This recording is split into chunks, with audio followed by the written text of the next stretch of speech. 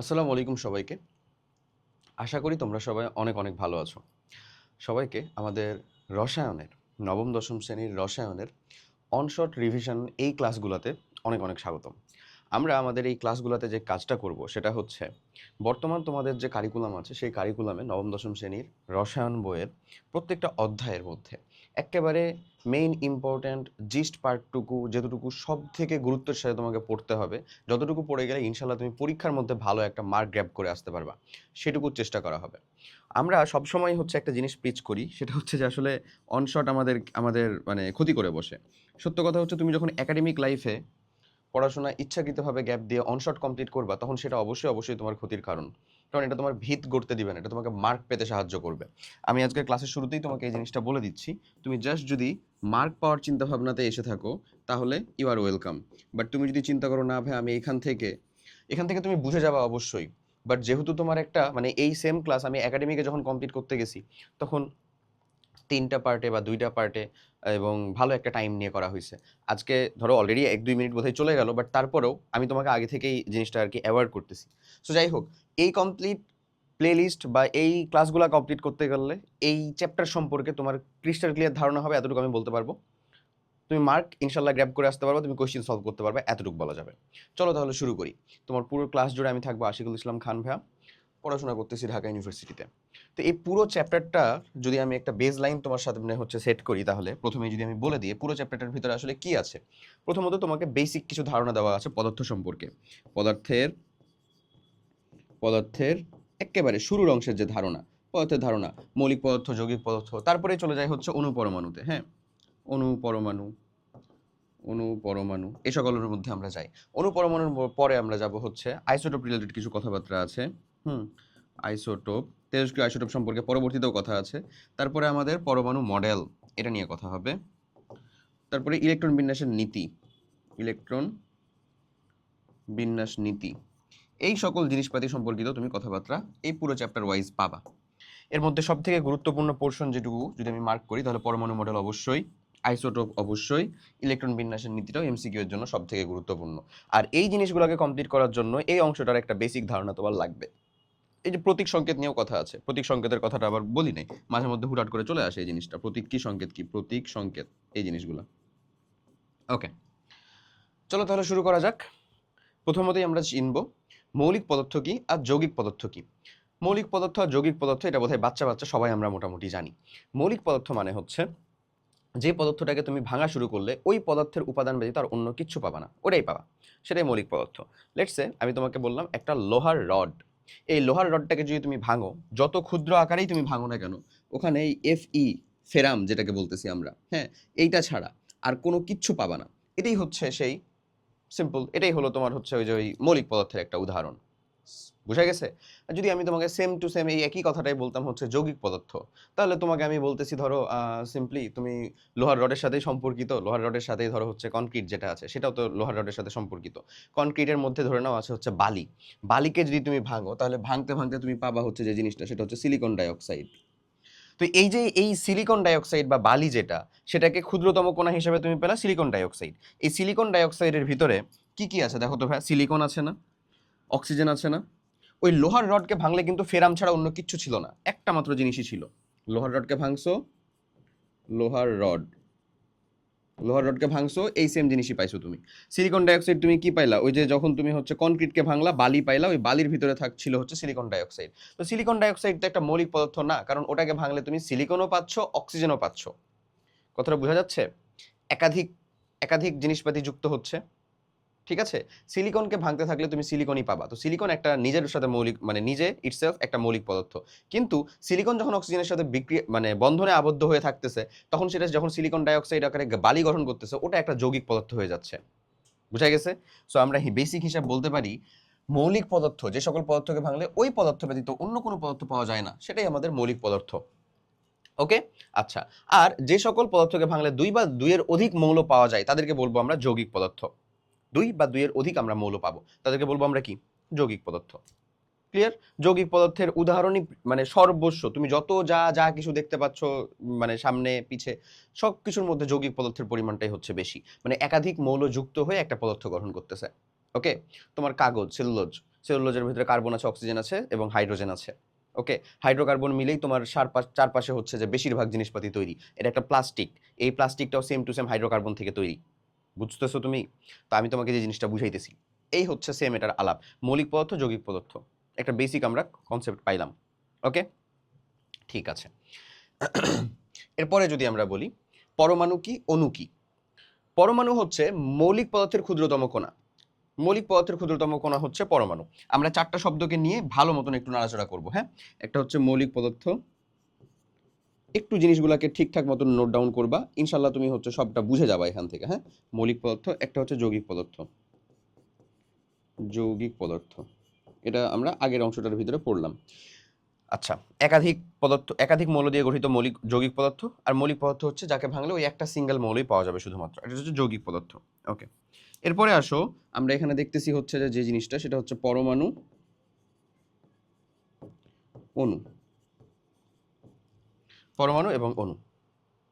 ওকে, তো এই চারটা শব্দ নিয়ে আমাদের ভিতরে যেন আর কোনো ঝামেলা না থাকে, আমরা সেই জিনিসটার চেষ্টা করব। পরমাণু কি, মৌলিক পদার্থের যে ক্ষুদ্রতম কণাটা সেটাকে বলতেছি আমরা পরমাণু। যেমন ধরো লোহার এই ক্ষুদ্রতম কণাটা আমরা কি পাইছি, ফেরাম। এই ফেরাম ইটসেলফ একটা পরমাণু। ফেরাম হচ্ছে একটা পরমাণু। ওকে, কথা বুঝছো?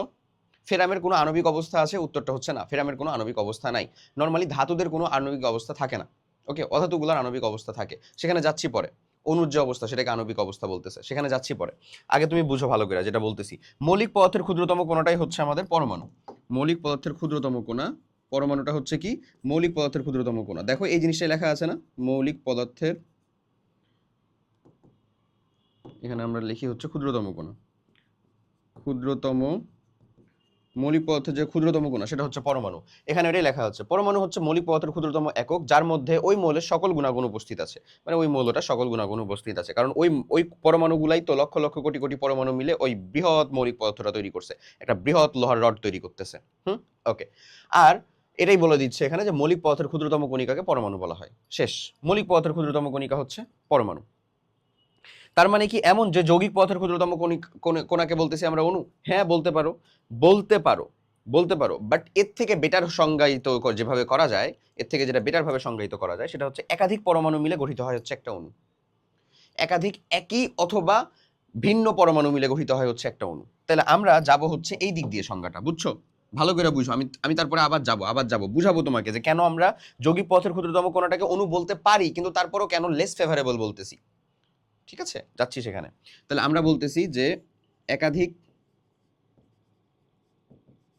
একাধিক একই বা ভিন্ন পরমাণু মিলে, একাধিক একই বা ভিন্ন পরমাণু মিলে গঠিত হচ্ছে একটা অণু।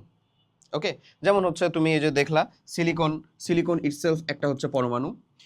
অক্সিজেন দুইটা দিলাম, এটা হচ্ছে এমন আসলো, দুইটা মিলে যখন সিলিকন ডাইঅক্সাইড তৈরি করতেছে তখন এটা হয়ে গেছে একটা অণু। এই অণুকে ভাঙলে তুমি পরমাণু পাবা। এখানে কি কি পরমাণু পাবা? সিলিকন পাবা হচ্ছে একটা, অক্সিজেন পাবা হচ্ছে কয়টা বলো তো? দুইটা। অক্সিজেন দুইটা না? অক্সিজেন পাবা হচ্ছে দুইটা। ক্লিয়ার? ওকে, তো তাহলে আমরা দেখতেছি মৌলিক পদার্থের ক্ষুদ্রতম কণা সেটা পরমাণু, একাধিক পরমাণু মিলে যেটা গঠিত হচ্ছে সেটা হচ্ছে অণু। এখানে এই কথাটাই বলা আছে, দুই বা দুইয়ের অধিক সংখ্যক পরমাণু পরস্পরের সাথে রাসায়নিক বন্ধনের মাধ্যমে যুক্ত থাকলে তাদেরকে আমরা অণু বলি। বুঝছো? যেমন হাইড্রোজেন একটা পরমাণু, আর একটা হাইড্রোজেন একটা পরমাণু, এই দুইজন মিলে যদি আমাদের হাইড্রোজেন গ্যাস তৈরি করে, যেটা একটা অধাতু এবং এই অধাতুর আণবিক অবস্থা আছে, সেটা হয়ে গেছে একটা অণু। এটা হাইড্রোজেন গ্যাসের অণু, যেখানে দুইটা পরমাণু, দুই পরমাণু হাইড্রোজেন গ্যাস রয়েছে। এখন এখন একটা জিনিস কনসেপ্ট চিন্তা করো তো, এটাকে আমি কি মৌলিক পদার্থ বলবো নাকি যৌগিক পদার্থ বলবো ভাইয়া? ভাবো ভাবো ভাবো, কি বলবো? অবশ্যই মৌলিক পদার্থ বলবো, মৌলিক পদার্থ বলবো, মৌলিক পদার্থ বলবো। কেন? কারণ এটা অণু, ঠিক আছে, বাট এটাকে ভাঙলে কি তুমি হাইড্রোজেন ছাড়া অন্য কিছু পাবা? পাবা না। তার মানে তো অবশ্যই এটা আমাদের কি মৌলিক পদার্থ। বাট ইন কেস আমি তোমাকে বলতেছি ভাইয়া এই যে H2O, পানি, পানির সংকেত তো H2O, এইখানে কি দিয়ে গঠিত হয়েছে এই পানির সংকেতটা? বলো তো একটু, কি দিয়ে গঠিত হয়েছে? এটা কি এমন না যে হাইড্রোজেন আছে হচ্ছে কয়টা আমাদের? দুইটা। অক্সিজেন আছে কয়টা আমাদের? একটা। এটা মিলেই গঠিত হয়েছে না? তো এটাকে কি আমরা, এটা তো অণু তো অবশ্যই। এখানে এই যে এই তিনটা পরমাণু, দুইটা হাইড্রোজেন একটা অক্সিজেন, এই তিনটা পরমাণু মিলেই অণুটা গঠিত, কারেক্ট? এটা তো অণু, এটাকে ভাঙলে আমরা পরমাণু পাচ্ছি, as if we have already said. এই যে যে অণু পরমাণু মিলে অণু গঠিত হয়েছে, মানে অণুকে ভাঙলে আমরা পাবো হচ্ছে পরমাণু। ঠিক আছে, ওখানে কোনো সমস্যা নাই? সমস্যা আছে? কোনো সমস্যা নাই। এখন এই পদার্থটা কি মৌলিক নাকি যৌগিক? এইবার উত্তর দাও। এই পদার্থটা হচ্ছে যৌগিক পদার্থ, কারণ এটাকে ভাঙলে তুমি কি পাবা? এটাকে ভাঙলে তুমি কি পাবা? একাধিক ভিন্ন পরমাণু পাবা, ভিন্ন পরমাণু। বুঝছো? এখন আমি ধরো বলতেছি ওজোন গ্যাসের সংকেত হচ্ছে, ওজোন গ্যাস, অক্সিজেন গ্যাসও না, ওজোন, O3। এই জিনিসটা অণু নাকি পরমাণু? এই জিনিসটা মৌলিক পদার্থ নাকি যৌগিক পদার্থ? উত্তর করে দাও একটু ঝটপট। বুঝছো কি কোশ্চেনটা করছি? এই জিনিসটা অণু নাকি পরমাণু? এই জিনিসটা মৌলিক পদার্থ নাকি যৌগিক পদার্থ? উত্তর করে দাও একটু ঝটপট।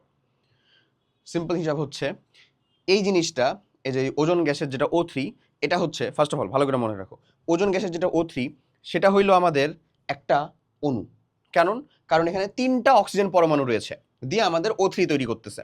ওকে, এই যে অক্সিজেন এটা নিচেই ডান দিকে কেন দিলাম, উপরে কেন দিলাম না, ডানের মানে বামে উপরে বামে নিচে কেন দিলাম না, এগুলা সম্পর্কিত আলোচনা একটু পরে আছে। আমি এখন আপাতত যেরকম ভাবে দেখাচ্ছি ওটাই দেখো। ওকে, এই যেমন এখানে দিছে দেখো O2, Cl2, কার্বন ডাইঅক্সাইড, পানি, তারপর হচ্ছে সোডিয়াম ক্লোরাইড, N2। এই যে প্রথমে যখন এটা O2, Cl2, N2 এগুলা অণু, বাট কেমন অণু? মৌলিক পদার্থ, মৌলিক অণু। কারণ ওদেরকে ভাঙলে ওই নাইট্রোজেন ছাড়া, ওই ক্লোরিন ছাড়া, ওই হাইড্রোজেন ছাড়া কিচ্ছু পাবা না। আবার এগুলাও অণু, কার্বন ডাইঅক্সাইডও অণু, পানিও অণু, সোডিয়াম ক্লোরাইডও অণু, কিন্তু এগুলা কেমন অণু? যৌগিক পদার্থের অণু, যৌগিক অণু, তাই কিনা? কারণ এদেরকে ভাঙলে তুমি ভিন্ন পরমাণু পাবা, একই মৌল পাচ্ছ না। ক্লিয়ার?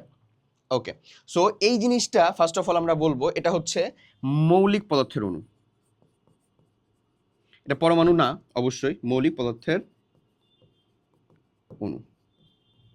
ডান, এই জিনিসটার কথা হচ্ছে এমন। সো তাহলে আমরা দেখতেছি অণু জিনিসটা মৌলিক পদার্থের হতে পারে, যৌগিক পদার্থের হতে পারে। কিন্তু তুমি কি কখনো এখন পর্যন্ত এমন একটা উদাহরণ মাথার ভিতরে সেট করতে পারতেছো যে ভাইয়া এটা পরমাণু এবং এটা যৌগিক পদার্থের? না, এই ক্রসওভারটা পসিবল না। বুঝছো? বুঝো নাই? আমি আবার বুঝাই দিচ্ছি। দেখো, যেটা বললাম সেটা হচ্ছে যে আমার মৌলিক পদার্থের ভিতরে পরমাণু অণু, এই দিক দিয়ে এটা পসিবল। যৌগিক পদার্থ থেকেও এটা পসিবল, যৌগিক পদার্থ থেকেও যৌগিক পদার্থেরও অণু হওয়া পসিবল। পসিবল কি না? পসিবল।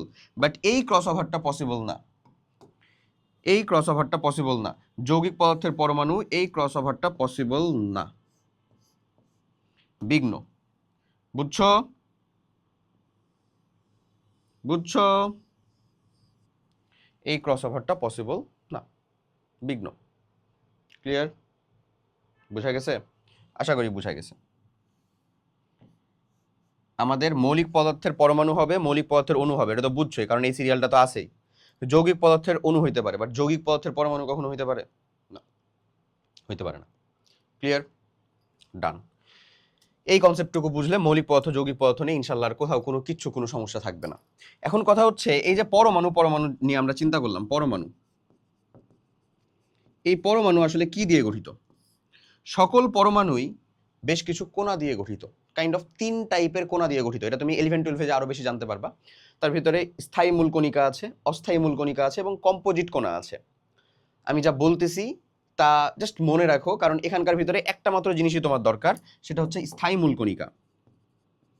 স্থায়ী মূলকণিকা, ওই স্থায়ী মূলকণিকাগুলোর নাম কি কি?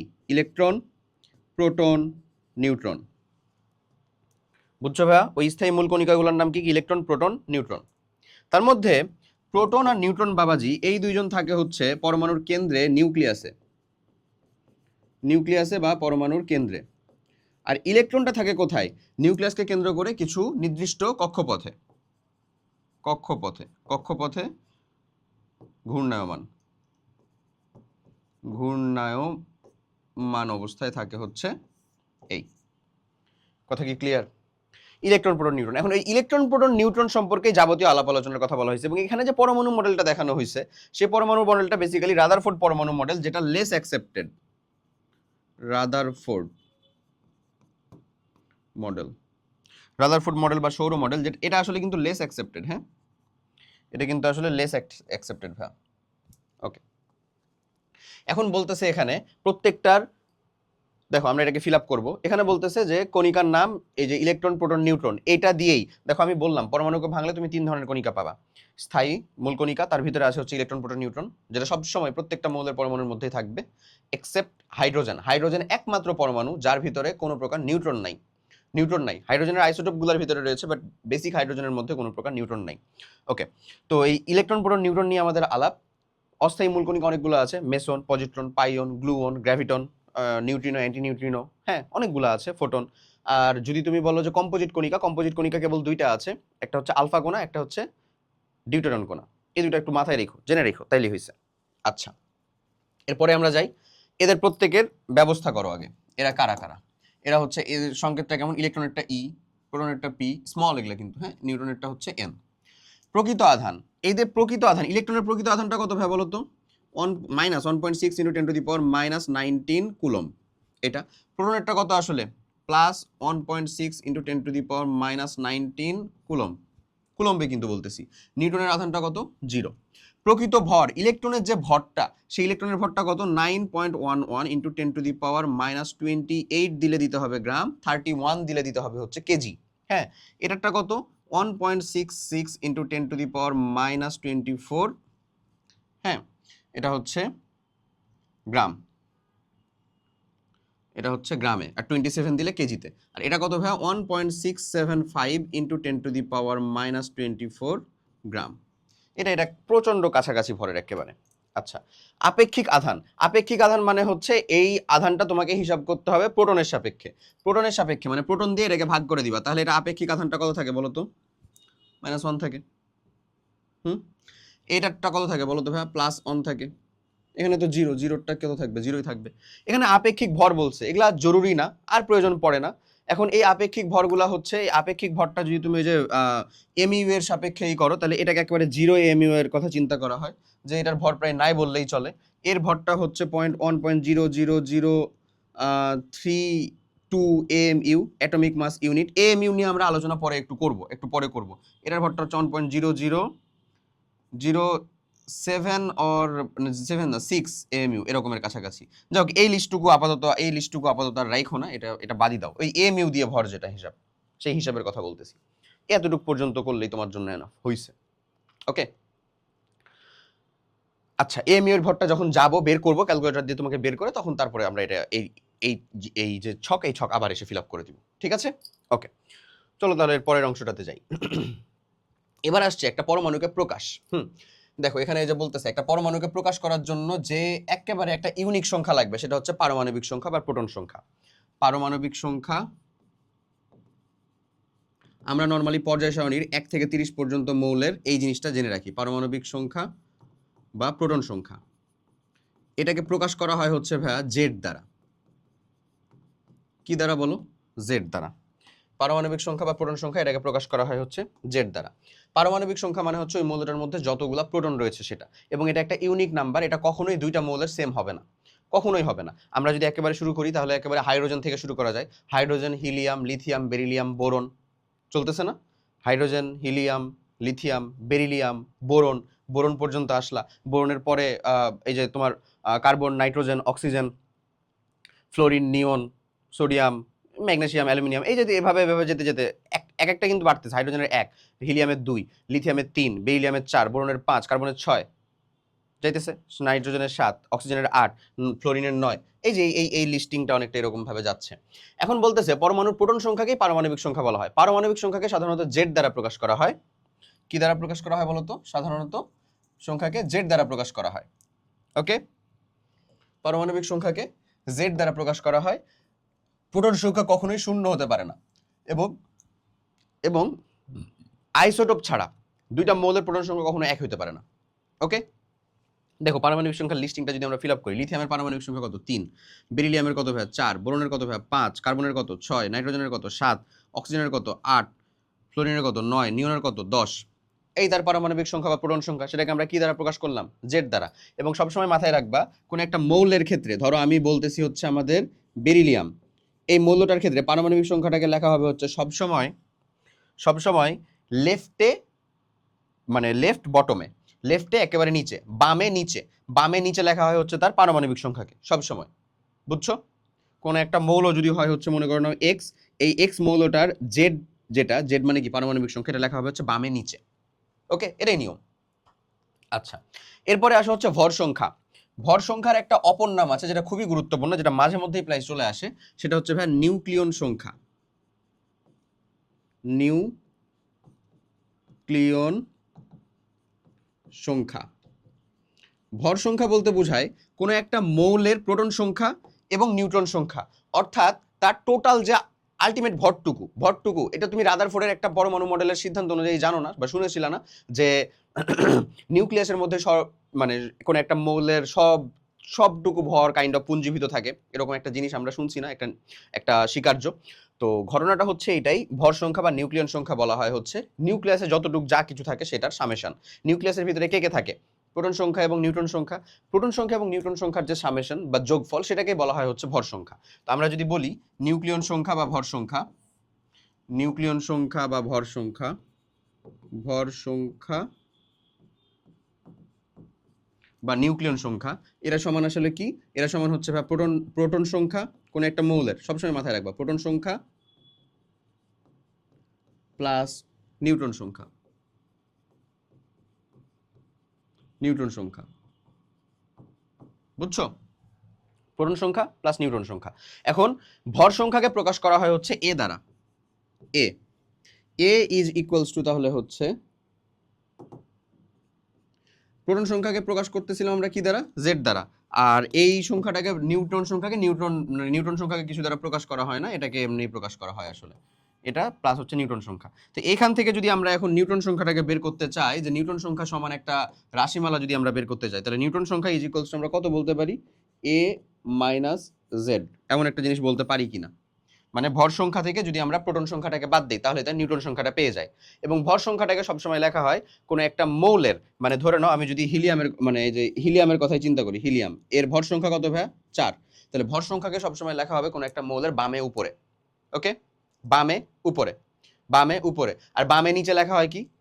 পারমাণবিক সংখ্যা বা প্রোটন সংখ্যার কত? 2। তাহলে এটা যদি নিউট্রন সংখ্যাটা আমরা বের করতে চাই, নিউট্রন কত হবে বলো তো? 4 মাইনাস 2 হুইচ ইজ অ্যাকচুয়ালি 2। এই, আর আমরা জানি 1 থেকে 30 পর্যন্ত মৌলের ভরটা কাইন্ড অফ ডাবলিং হয়ে যায় না হাইড্রোজেনটা বাদ দিয়ে? এই যে হাইড্রোজেনটা যদি তুমি বাদ দাও, হাইড্রোজেন 1 1, ধরো আমি ভর সংখ্যা সহ লিখতেছি। তারপরে হিলিয়ামটা হচ্ছে 2 4, তারপরে লিথিয়াম 3 7 হয়, তারপরে বেরিলিয়ামে হচ্ছে 4 এবং 8 হয়, বোরনে 5 এবং 10 হয়, তারপরে হচ্ছে কার্বনে হচ্ছে 6 12 হয় কার্বন, তারপরে নাইট্রোজেন হচ্ছে 7 এবং 14 হয়, তারপরে নাইট্রোজেনের পরে ছিল হচ্ছে অক্সিজেন 8 এবং 16, তারপরে ফ্লোরিনে হচ্ছে 9 এবং 19 হয় যদিও, তারপরে হচ্ছে নিয়নে হয় হচ্ছে 10 এবং 20 এমন, তারপরে সোডিয়াম আবার হচ্ছে 11 আর 23 হয়, 22 না হয়ে। এই যে এরকম ভাবে দেখছো ভর সংখ্যা সহ।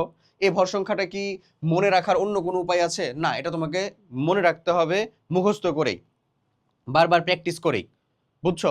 মোর অললেস ডাবল অথবা ডাবলের কাছাকাছি হয়, প্রায় একটু বেশি হয়, কম হয় না নর্মালি। হ্যাঁ, একটা আমি খালি তোমাকে দেখাই, সেটা হচ্ছে যে আগে বেশি পরে কম এরকম টাইপের। যেমন হচ্ছে এটা হচ্ছে ভাইয়া তোমার আর্গন কত বলো তো? 18 না? 18তে হয় হচ্ছে যে 40। আর পটাশিয়াম কত ভাই? 19 না? 19 হয় হচ্ছে 39। বুঝছো? আর্গনের পরে কিন্তু পটাশিয়াম থাকে, বাট স্টিল পটাশিয়ামের ভর কম, আর্গনের ভরটা বেশি। এই যে একটা উদাহরণ তোমাকে দেখালাম। ওকে, বুঝছো তো আশা করি। তো এই হচ্ছে এখানকার ভর সংখ্যা রিলেটেড কথাবার্তা, যতটুকু যা বলছিল বলে দিছি একেবারে। ভর সংখ্যার অপর একটা নাম কি বললাম? নিউক্লিয়ন সংখ্যা, মাথায় রাখবা। ওকে, এরপরে চলে আসো প্রতীক এবং সংকেত। প্রতীক আর সংকেতের মধ্যে খুব বেসিক পার্থক্য আছে। বেসিক পার্থক্য হচ্ছে এক লাইনে বললেই শেষ। প্রতীক হচ্ছে আমরা কোনো একটা মৌলকে প্রকাশ করব বা পরমাণুকে প্রকাশ করব, যেটা লিখে সেটা হচ্ছে তার প্রতীক। আর সংকেত হচ্ছে কোনো একটা যৌগকে প্রকাশ করব, মানে মৌলগুলা মিলে যখন একটা যৌগ তৈরি করতেছে সেটাকে প্রকাশ করব যেটা দিয়ে, সেটাই হচ্ছে তার সংকেত। শেষ, বুঝছো? যেমন কোনো মৌলের নামের সংক্ষিপ্ত প্রকাশকে বলা হয় হচ্ছে প্রতীক। ওকে, কোনো মৌলের নামের সংক্ষিপ্ত প্রকাশটাকে বলা হচ্ছে আমাদের প্রতীক। যেমন আমি যদি বলি হচ্ছে যে ভাইয়া সোডিয়ামের সংক্ষিপ্তটাকে আমরা কি বলি? Sodium, Na। এটা তো নেট্রিয়ামের আসলে সংক্ষিপ্ত রূপ। তো প্রতীক লেখা হয় মানে যে ইংরেজি নাম থেকে এমন না। যেমন লোহা, আয়রন, এটাকে আমরা Fe বলি, কারণ এটার গ্রিক নাম ফেরাম থেকে আসা, Fe, ফেরাম। ঠিক আছে? তো মেইনলি যে কাজটা করা হয় সেটা হচ্ছে একাধিক যখন অ্যালফাবেট চলে আসে তখন প্রথম দুই অ্যালফাবেট অথবা প্রথম অ্যালফাবেটের পরে সর্বোচ্চ যে অ্যালফাবেটটা বেশি এমফাসাইজ হচ্ছে সেই অ্যালফাবেটটা নিয়ে প্রতীকটা লেখা হয়। তো ওই প্রতীকটাই তো আমরা রসায়নে লিখি। আমরা তো আর হাইড্রোজেনকে HYDROGEN এরকম ভাবে লিখি না, এইচ লিখি না শুধু, এটাই হচ্ছে তার প্রতীক। হাইড্রোজেনকে আমরা সংক্ষিপ্ত যেভাবে প্রকাশ করতেছি। আর সংকেত হচ্ছে যদি আমরা হাইড্রোজেন মিলে তৈরি করা পানিটা লিখি তাহলে H2O লিখতেছি না, এটা তো একটা অণু। অণুর যেটা প্রকাশক রূপ সেটাই হচ্ছে তার সংকেত। পরমাণুর প্রকাশক রূপটাই হচ্ছে তার প্রতীক, অণুর প্রকাশক রূপটাই হচ্ছে তার সংকেত। ওকে, অক্সিজেন গ্যাসের সংকেতটা কি? O2, এটা অক্সিজেন গ্যাসের প্রতীক না, এটা হবে হচ্ছে সংকেত। ওজোন গ্যাসের সংকেতটা কি? O3। এই দেখো এখানে বলতেছে একটা অণুকে প্রকাশ করার জন্য অণুটিতে যেসব পরমাণু দ্বারা গঠিত তাদের প্রতীকের পাশাপাশি জুড়ে দিয়ে অণুতে পরমাণুগুলো যতটি করে আছে তার সংখ্যাটাকে প্রতীকের নিচে ডান পাশে লিখে প্রকাশ করা হয়। যেমন এই যে পানি, দুইটা হাইড্রোজেন আছে একটা অক্সিজেন আছে, যেহেতু অক্সিজেন একটা তাই এক আর লেখা হয় নাই। এখানে অক্সিজেন কয়টা পরমাণু আছে? 3টা পরমাণু আছে, মিলে তৈরি করতেছে কি? ওজোন। এই যে ঘটনাগুলা এগুলা যেন তুমি বুঝতে পারো। ওকে, তাহলে এটাও একটা সংকেত, এটাও একটা সংকেত, এটাও একটা সংকেত, এটা একটা প্রতীক। আমি যদি শুধু অক্সিজেন লিখতাম, এটা একটা অক্সিজেন পরমাণু, এই অক্সিজেন পরমাণুটাকে আমরা বলতাম এটা হচ্ছে অক্সিজেনের প্রতীক। বুঝছো? এই প্রতীক ও সংকেতের মধ্যে পার্থক্য হলো এটা একটা গুরুত্বপূর্ণ খ নাম্বারের কোয়েশ্চেন অথবা এসকিউ এর কোয়েশ্চেন। যা যা বলছি এই কয়টা জিনিস লিখে দিলেই ইনশাল্লাহ তুমি হচ্ছে যে এটার উত্তরের ফুল মার্কটা পেয়ে যাবা। 3টা স্টার দিলাম। ওকে, আশা করি বুঝা গেছে। চলো তাহলে নেক্সটের অংশটার ভিতরে যাই। একটা প্রতীককে প্রকাশ করার রূপ দেখো, এমনে এটাকে প্রকাশ করা হয়। আমি এটা সবগুলো ক্রিস্টাল ক্লিয়ার ধারণা দিয়ে বলতেছি, ওরা যেমনে করছে তার থেকেও বেটার করে। দেখো আমি হচ্ছে যে লিখলাম এক্স, এটা একটা কোনো মৌলের প্রতীক। ওকে, এটা একটা কোনো মৌলের প্রতীক। এখন এক্স এর উপরে বাম পাশে দেওয়া হয় কি? এ বা ভর সংখ্যা বা নিউক্লিয়ন সংখ্যা। নিচে বাম পাশে দেওয়া হয় কি? জেড। জেড দিয়ে কি বোঝায়? তার প্রোটন সংখ্যা বা পারমাণবিক সংখ্যা। যেটাই প্রোটন সংখ্যা সেটাই কিন্তু পারমাণবিক সংখ্যা। উপরে ডানে খালি, নিচে ডানে খালি। উপরে ডানে দেওয়া হয় হচ্ছে ভাই প্লাস অথবা মাইনাস এন, ওখানে ওরা এম দিছে, হোয়াট এভার, কোনো সমস্যা নাই। আর আমরা নিচে এই জায়গায় দিব হচ্ছে স্মল ডি। এইটা হচ্ছে সব থেকে আদর্শভাবে প্রকাশ করার উপায়। ওরা যেটা দিছে সেরকম ভাবে প্রকাশ করতে পারো, কোনো সমস্যা নাই, জাস্ট বললেই হয়েছে। Okay, so what are those actually? এগুলো কি কি? বাম আর ডান এটার হিসাব তুমি জানো, এখান থেকে তুমি নিউটন সংখ্যা বের করতে পারো। এই দুইটা আল্লাহর বান্দা কি?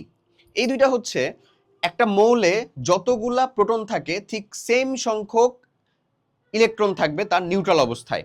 ধরো আমি যদি বলি সোডিয়াম, সোডিয়ামের প্রোটন সংখ্যা বা পারমাণবিক সংখ্যা কত? 11। তার মানে এটা যখন নিউট্রাল অবস্থায় আছে তখন 11টা প্রোটন আছে, 11টা ইলেকট্রন আছে।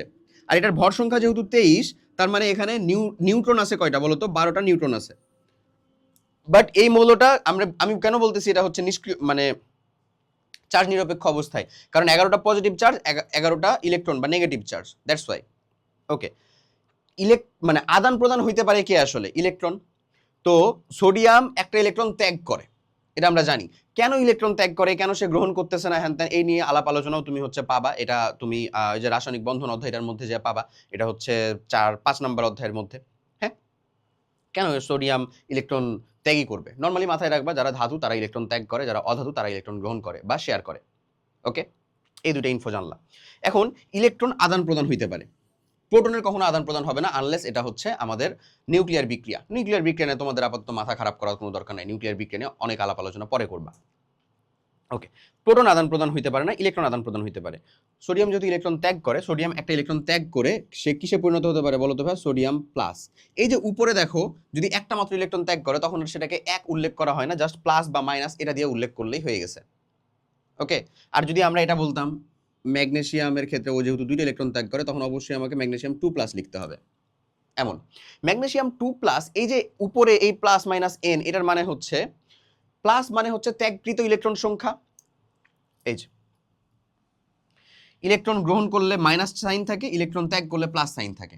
সো এখানে যেহেতু +2, ওর প্রোটন সংখ্যা ছিল 12টা, ইলেকট্রন সংখ্যা ছিল 12টা, +2 তার মানে বোঝাচ্ছে ও 2টা ইলেকট্রন ত্যাগ করছে। তার মানে বর্তমান অবস্থায় ওর প্রোটন আছে হচ্ছে ভাই 12টা, বাট ইলেকট্রন আছে হচ্ছে কয়টা বলো তো? 10টা ইলেকট্রন রয়েছে। দ্যাটস ওয়াই ওর +2 চার্জ হয়েছে।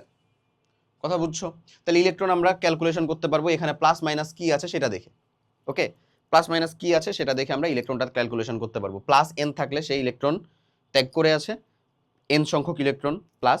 আর যদি মাইনাস এন থাকে, লেটস সে আমি যদি বলি যে O2-, তার মানে ও দুইটা ইলেকট্রনকে গ্রহণ করছে। ওকে, যদি আমি বলি হচ্ছে Cl মাইনাস, তার মানে ক্লোরিন আমার একটা ইলেকট্রনকে গ্রহণ করছে। ক্লোরিনের পারমাণবিক সংখ্যা কত? 17, তার মানে 17টা প্রোটন ছিল, 17টা ইলেকট্রন ছিল ওখানে। ও যদি Cl মাইনাস হয় তাহলে সেখানে 17টা প্রোটন তো থাকবে, বাট ইলেকট্রন হয়ে গেছে কয়টা? 18টা। কেন? কারণ ও একটা ইলেকট্রন গ্রহণ করছে, Cl মাইনাস আকারে আছে। ওকে, এখানে অক্সিজেন 2 মাইনাস, মানে ও দুইটা ইলেকট্রন গ্রহণ করছে। কথা ক্লিয়ার? ওই প্রকাশক জিনিসপাতিটাই এখানে বলা হচ্ছে। ঠিক আছে? এই এখন what the hell is D, বা হোয়াট মানে যে এন কি, অথবা এখানকার যে ডি এটা যে দিছি এটা কি? এটা হচ্ছে পরমাণু সংখ্যা। মানে আমি এই যে কিছু জায়গাতে দেখতেছো না, এই যে O3 লিখতেছি এই যে নিচে একেবারে, ওই জন্যই তোমাকে একটু আগে বললাম যে নিচেই কেন লিখতেছি, ডান দিকে, উপরে বাম, উপরে ডান, নিচে নিচে বাম, এগুলাতে লিখতেছি না কেন? কারণ পরমাণু কয়টা আছে এটাকে প্রকাশ করা হয় নিচের ডান দিকে লিখেই। ধরো আমি যদি বলি S8 মানে সালফার, তার রম্বিক সালফার এইরকম আকারে থাকে, 8 আকারে। হ্যাঁ, অষ্টাদলকীয় পরমাণু, মানে এটা সালফারের আণবিক অবস্থা। ফসফরাসের আণবিক অবস্থা থাকে হচ্ছে P4 এই আকারে। অক্সিজেন O2, এগুলা দ্বিআণবিক কিছু গ্যাস আছে, যেমন হচ্ছে হ্যালোজেনগুলা Fa, ফ্লোরিন 2, ক্লোরিন 2, ব্রোমিন 2। হ্যাঁ, তারপরে হচ্ছে আয়োডিন 2। এরা যেরকম ভাবে আছে, বুঝতেছো? এরা এরকম ভাবে আছে। ওকে, ক্লিয়ার? এই হিসাব নিকাশ P4S8 এমন। তো এটা হচ্ছে তার পরমাণুর অবস্থা। পরমাণুর অবস্থা হচ্ছে তার এটা। ওকে, আশা করি বুঝছো। তো এই হিসাব নিকাশ ছিল হচ্ছে এখানকার, যে কিভাবে আমরা প্রকাশ করি প্রতীক এবং সংকেতকে। ক্লিয়ার? ওকে, ঠিক আছে। প্রতীক আর সংকেতের কিছু আমরা তাহলে একটু ক্যালকুলেশন করে দেখি, তারপরে আমরা আইসোটোপ নিয়ে কথা বলবো, তারপর পরমাণু মডেলে যাব। প্রতীক আর সংকেতের কিছু ক্যালকুলেশন করো। দেখো তো ভাই, এখানে এই যে একটা মৌল দেওয়া আছে X প্লাস বলে দিছে, এটা 11 বলতেছে তার কি পারমাণবিক সংখ্যা, 23 তার কি ভর সংখ্যা, মানে এটা কি আসলে সোডিয়াম না? সোডিয়াম প্লাস 11, আমি যদি একটু ভালো করে লিখি, সোডিয়াম প্লাস এটা হচ্ছে 11, এখানে দেওয়া আছে 23। তাহলে এই ইনফরমেশনগুলো দেখে আমরা বলতে পারি এখানে 11টা প্রোটন আছে, তার ভর সংখ্যা হচ্ছে 23, তার নিউটন সংখ্যা কত? 23 মাইনাস 11 মানে হচ্ছে 12। আর এখানে 11টাই ইলেকট্রন ছিল, কিন্তু প্লাস মানে হচ্ছে একটা ইলেকট্রন সে ত্যাগ করছে, মানে বর্তমানে 10টা ইলেকট্রন আছে। এই তো ইনফরমেশন, শেষ। দেখো, পরমাণুর নাম কি? সোডিয়াম। সোডিয়াম আমরা সব ফিল আপ করতেছি। ওকে, আচ্ছা, নিউটন সংখ্যা কত? নিউটন সংখ্যা হচ্ছে ভাই 23 minus 11, 23 minus 11 which is actually 12। Z proton সংখ্যা, প্রোটন সংখ্যা কত ভাইয়া? 11টাই। ভর সংখ্যা কত? 23। এম গ্রহণকৃত বা ত্যাগকৃত ইলেকট্রন সংখ্যা, এটা হচ্ছে ত্যাগকৃততে দাগ দিবা, এবং সেটা হচ্ছে একটা। তারপরে দিচ্ছ ইলেকট্রন সংখ্যা, ইলেকট্রন সংখ্যা হচ্ছে ভাই 11 minus 1 which is actually 10। Done. Same to same তুমি এই ইনফরমেশনটা যাও তো, এটা কি আসলে ফ্লোরিন না? এটাকে ভাই বলো তো, ফ্লোরিন। 9, 19 মাইনাস 9 মানে কি? তার প্রোটন সংখ্যা কত? এটা হচ্ছে কি? ফ্লোরিন। তার প্রোটন নিউটন সংখ্যা আগে চাইছে, নিউটন সংখ্যা কয়টা ভাই? 10টা না?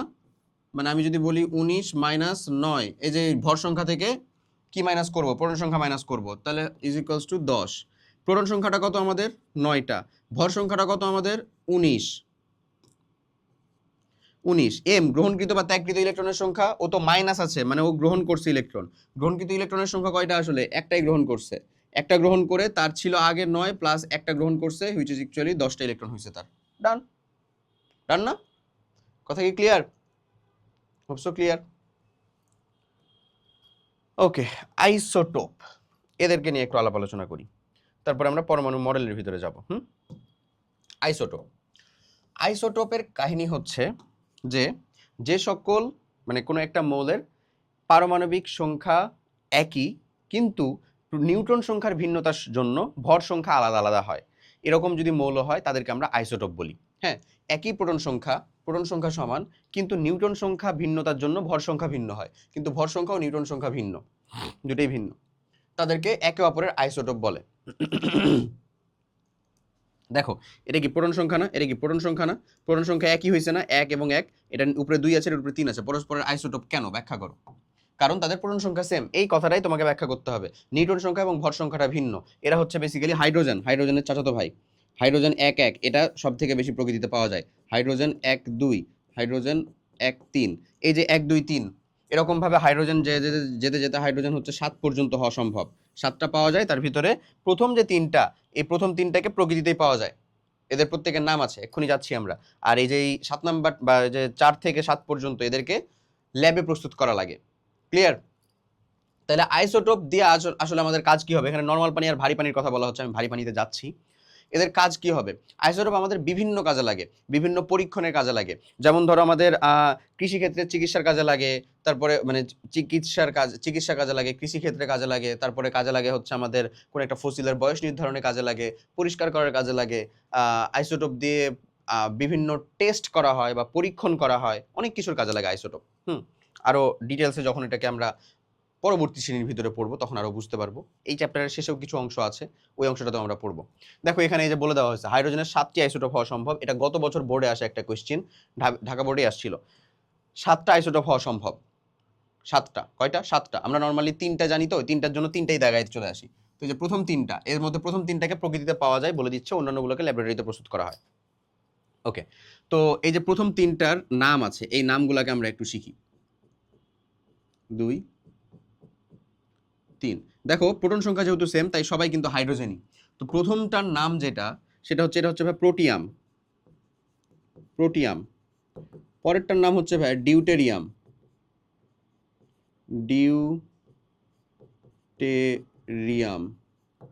পরেরটার নাম হচ্ছে ভাই ট্রিটিয়াম। দেখো প্রত্যেকের পারমাণবিক সংখ্যা সেম, ভর সংখ্যা আলাদা আলাদা। এর ভর সংখ্যা 1, এর 2, এর 3। তাহলে এখানে যদি তুমি নিউট্রন সংখ্যাটা কাউন্ট করো, এটা হচ্ছে 0। এখানে যদি তুমি নিউট্রন সংখ্যা কাউন্ট করো, সেটা কত আসলে? 1টা। এখানে যদি তুমি নিউট্রন সংখ্যা কাউন্ট করো, সেটা কত আসলে? 2টা। এভাবে যখন তুমি হাইড্রোজেন 7-এ যে কাউন্ট করবা, তখন ওখানে নিউট্রন সংখ্যা কত হয়ে যাবে? 6 হয়ে যাবে। এমন। ওকে, সো এই যে ডিউটেরিয়াম নিয়ে একটু কেচ্ছা কাহিনী আছে। ডিউটেরিয়াম নিয়ে কেচ্ছা কাহিনী কেমন? নর্মাল যেটা পানি, মানে সাধারণ যে পানি, সে পানির সংকেতটা হয় হচ্ছে সাধারণ পানি। সাধারণ পানির সংকেত হয় হচ্ছে ভাই H2O। হ্যাঁ, আর যদি এখানে হাইড্রোজেন যেটা ব্যবহার হয়েছে সেটা হচ্ছে এইটা। এখানে যে হাইড্রোজেনটা ব্যবহার হয়েছে সেটা হচ্ছে আসলে এইটা। আর যদি কখনো ভারী পানি, এগুলো আসলে অলিম্পিয়াড টাইপের কোশ্চেনে বেশি আসে, ভারী পানির কথা তুমি শোনো, এই পানির ভর কিন্তু বেশি। এই পানির ভর যখন তুমি ক্যালকুলেশন করো তখন তুমি 18 করো, বাট এই পানির ভর যখন তুমি ক্যালকুলেশন করবা H2O না, এটাকে আসলে D2O বলা হয়। D2O, এই যে ডিউটেরিয়াম দিয়ে D2O বলা হয়, বুঝছো? এই ভারী পানির সংকেতটা হচ্ছে এরকম, D2O। ডিউটেরিয়াম দিয়ে D2O, এটাকে বলা হয় ভারী পানি, নর্মাল পানি না। ওকে, ওটাও হাইড্রোজেনই, ওটাকে ওই এইচটাকে ডি দ্বারা প্রকাশ করা হয়। এমন কথা ক্লিয়ার? ডান। আমরা যে চ্যাপ্টারটা পড়তেছিলাম মোটামুটিভাবে একটু, হ্যাঁ তুমি বলতে পারো যে ভাই খুবই ফাস্ট যাচ্ছেন বা এমন। টু বি অনেস্ট, জিনিসটা যাওয়ার কারণটাই হচ্ছে একেবারে একেবারে মূল যে জিনিসগুলা, সেগুলো যেন মিস না যায় এবং সেগুলো থেকে যেন তুমি কোশ্চেন করতে পারো। তো আমরা আমাদের মোরাললেস শুরুর অংশগুলার একেবারে বেসিক ধারণাটুকু কমপ্লিট করে ফেলছি, এবং এটুকুর ভিতরে ছিল কাইন্ড অফ প্রায় মানে হাফ পোর্শন। এখন মেজর 2টা জিনিস বাকি আছে। এক, যেটা তোমাকে হচ্ছে পরমাণু মডেল সম্পর্কে পড়তে হবে, দুইজনের পরমাণু মডেল, বোর এবং রাদারফোর্ড এবং বোর সাহেবের পরমাণু মডেলগুলার সীমাবদ্ধতা স্বীকার্য, পরমাণু মডেলগুলার হচ্ছে যে দুইজনেরই যা সার্থকতা এবং যেগুলা ড্রব্যাক, মানে ব্যর্থতা, সেটা পড়তে হবে। তারপরে তুমি বোর পরমাণু মডেল পড়ার পরে ইলেকট্রন বিন্যাসের কিছু রীতি সম্পর্কে জানবা, ইলেকট্রন বিন্যাসের কোনটার মধ্যে ইলেকট্রন আগে, কোনটার মধ্যে পরে প্রবেশ করতেছে, কক্ষপথ, সাবশেল, এইটা। তারপরে আইসোটোপের ব্যবহার, শেষ। তাহলে তোমার চ্যাপ্টার শেষ হয়ে যাবে। এর মধ্যে মেজর 2টা অংশই হচ্ছে পরমাণু মডেল এবং ইলেকট্রন বিন্যাসের যে নীতিগুলোর কথা বললাম সেটা। ক্লিয়ার? চলো তাহলে আমরা হচ্ছে ওই জায়গা থেকে শুরু করি। এই যে পরমাণু মডেল, এখান থেকেই আমরা মেইনলি শুরু করব। সো পরমাণু মডেল, চলো শুরু করা যাক। ওকে, চলো আমরা তাহলে পরমাণু মডেল সম্পর্কে এবার পড়াশোনাটা শুরু করি। পরমাণু মডেল আমাদের রাদারফোর্ড সাহেব দিয়েছেন এবং বোর সাহেব দিয়েছেন 2 বছরের অন্তরে, অর্থাৎ 1911 সালে দিয়েছেন রাদারফোর্ড এবং তারই শিষ্য 1913 সালে দিয়েছেন বোর। তো রাদারফোর্ড পরমাণু মডেল দেওয়ার পরে বেশ কিছু সার্থকতা ছিল, বেশ কিছু সীমাবদ্ধতা ছিল। যেই সীমাবদ্ধতাগুলো বোর পরমাণু মডেলে অনেকটাই ঠিক করানোর চেষ্টা করা হয়েছে।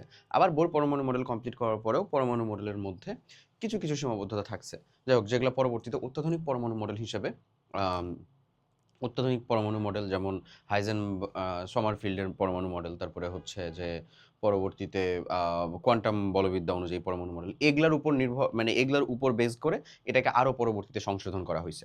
ওকে, তো আমরা প্রথমত পড়ি রাদারফোর্ড পরমাণু মডেল, যেটা আসলে 1911 সালে উনি প্রণয়ন করেন। আমরা যদি আসলে বেসিক্যালি দেখি যে উনি আসলে কি কাজগুলা করছিলেন, তাহলে তার পরমাণু মডেল সম্পর্কে যে স্বীকার্যগুলো বা সিদ্ধান্তগুলো সেগুলো খুব সহজে আমরা বুঝতে পারবো।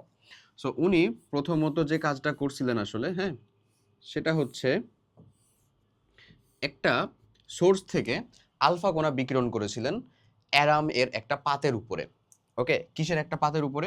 অ্যারাম বা স্বর্ণের একটা পাতের উপরে উনি একটা সোর্স থেকে আলফা কণা বিকিরণ করেছিলেন, এবং ওই আলফা কণাটার চারপাশে উনি যে কাজটা করছিলেন সেটা হচ্ছে যে ওই আলফা কণাটার চারপাশে উনি যে কাজটা করছিলেন সেটা হলো এমন জিঙ্ক সালফাইডের একটা পর্দা দিয়ে দিয়েছিলেন।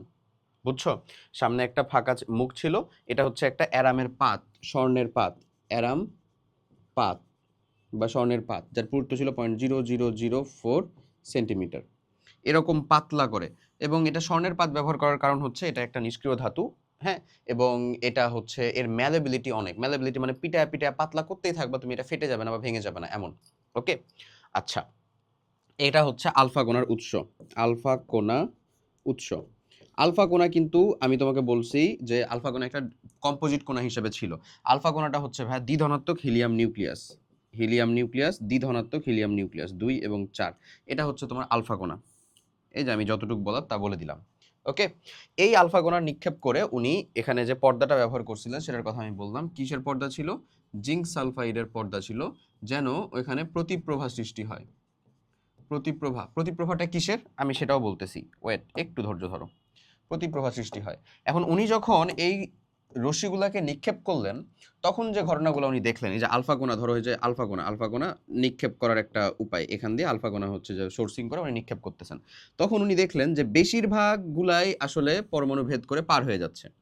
তো এই যে ডিরেকশনটা ধরার জন্যই কিন্তু মেইনলি ওই কাজটা উনি করছিলেন, বেশিরভাগ কোণাই পরমাণু ভেদ করে পার হয়ে যাচ্ছে। এবং ডিরেকশনটা বলতে কি, উনি সোজা ধরো নিক্ষেপ করলেন, সোজা যে এটা অপর পাশে যে এটা যদি এটা একটা স্পার্ক সৃষ্টি করে, একটা স্ফুলিঙ্গ সৃষ্টি করে, তাহলে তো সহজে ট্র্যাক করা গেল এটাকে। এটার জন্যই জিঙ্ক সালফাইডের পর্দাটা ছিল। কিছু কিছু আছে যেটা বেঁকে যাচ্ছে, কিছু কিছু আছে যেটা বেঁকে যাচ্ছে, কিছু কিছু আছে যেটা বেঁকে যাচ্ছে, বেঁকে যাচ্ছে।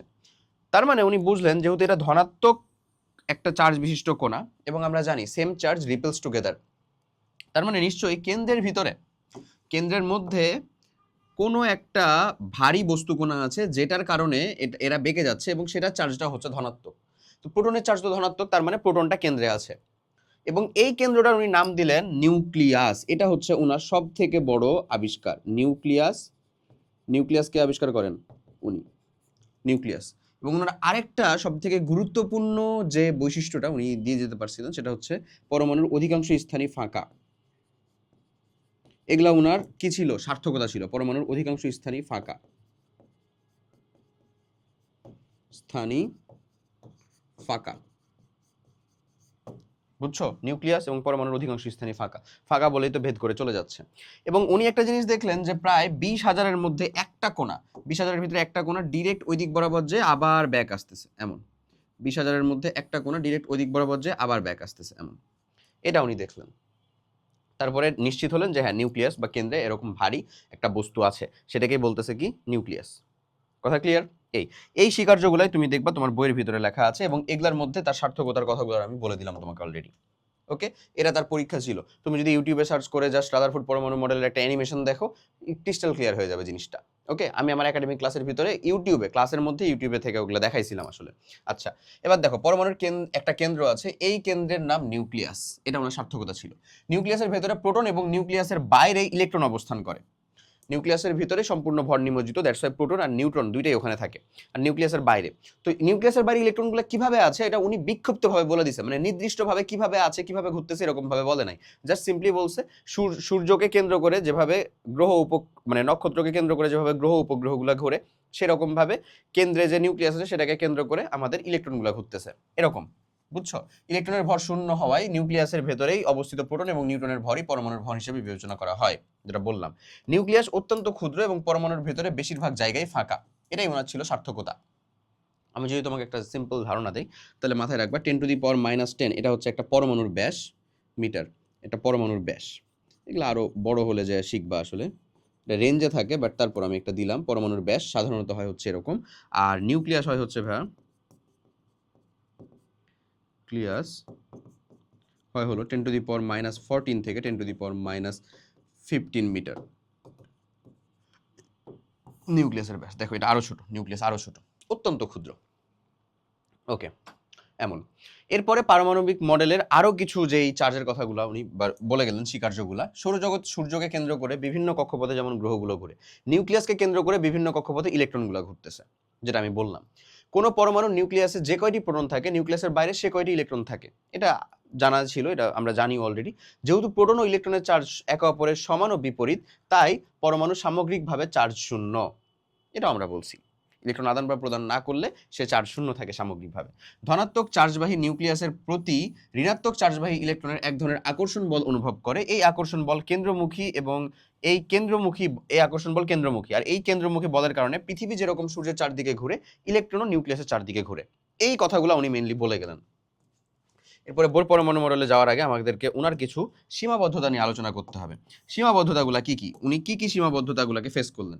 ফার্স্ট অফ অল, সৌরজগতের সাথে পরমাণুর মডেলের তুলনা। একটা চার্জহীন বস্তুর সাথে, সৌরজগতের পৃথিবীর আর সূর্য এগুলোর মধ্যে তো কোনো চার্জ নাই আসলে, এখানে তো আসলে মহাকর্ষ বল রয়েছে, কেন্দ্রীয় মানে মৌলিক চারটা বলের ভিতরে মহাকর্ষ বল ওখানে কাজ করে। তো এই যে কিছু কিছু যেখানে চার্জহীন বস্তু যেমন সৌরজগৎ, সেটার সাথে একটা চার্জযুক্ত বস্তুর তুলনা, এটা অপ্রাসঙ্গিক, অবশ্যই অপ্রাসঙ্গিক। এবং চাইলে আমরা কি বলতে পারি, চার্জহীন বস্তুর সাথে এগুলো কি আসলে তার যে সীমাবদ্ধতাগুলো, বস্তুর সাথে চার্জযুক্ত বস্তুর তুলনা। নিউক্লিয়াস মানে তুলনা, ইলেকট্রন কোথায় ঘুরতেছে, অবস্থান বা কোথায় ঘুরতেছে, ইলেকট্রনের অবস্থান সম্পর্কে কোনো ক্লিয়ার ধারণা দেওয়া নেই। বলা আছে যে ইলেকট্রন ঘুরতেছে, কিছু বিক্ষিপ্তভাবে ঘুরতেছে, সম্পর্কে পরিষ্কার ধারণা নাই, আসলেই নেই।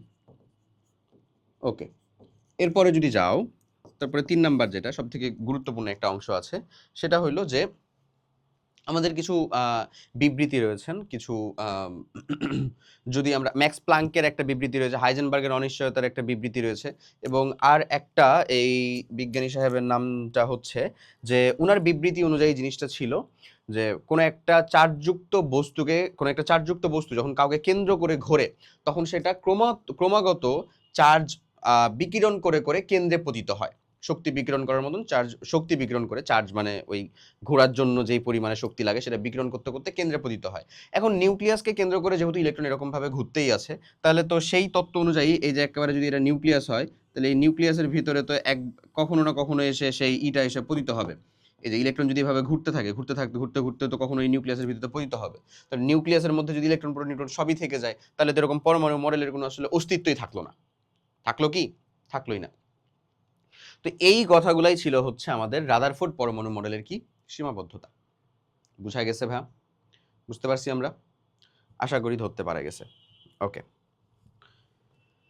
এরপর চলে যাব আমরা উনারই শিষ্য বোর সাহেবের পরমাণু মডেল, যেটা উনি দিয়ে গেছেন কত 1913 সালে।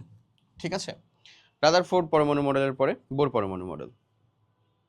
ওকে, সো বোর পরমাণু model, before you start Bohr পরমাণু মডেল, আমি তোমাকে যেটার কথা বলতেছিলাম যে যার তত্ত্ব অনুসারে আসলে এই যে একটা ঘূর্ণায়মান চার্জযুক্ত বস্তুকণা ক্রমাগত চার্জ হারাতে হারাতে কেন্দ্রে পতিত হয়, এটা ছিল হচ্ছে ম্যাক্সওয়েল সাহেবের। হ্যাঁ, ম্যাক্সওয়েলের তত্ত্ব অনুযায়ী এমন জিনিসটা ছিল। তো ওই তত্ত্ব অনুযায়ী ওটা যদি সঠিক হয়, তাহলে রাদারফোর্ড পরমাণু মডেলের ভিত্তিটাই কিন্তু আর থাকে না। ক্লিয়ার? এই যে সীমাবদ্ধতা, এই 3টা মতো সীমাবদ্ধতা দিতে পারলে তোমার জন্য ইনশাল্লাহ ফেয়ার এনাফ।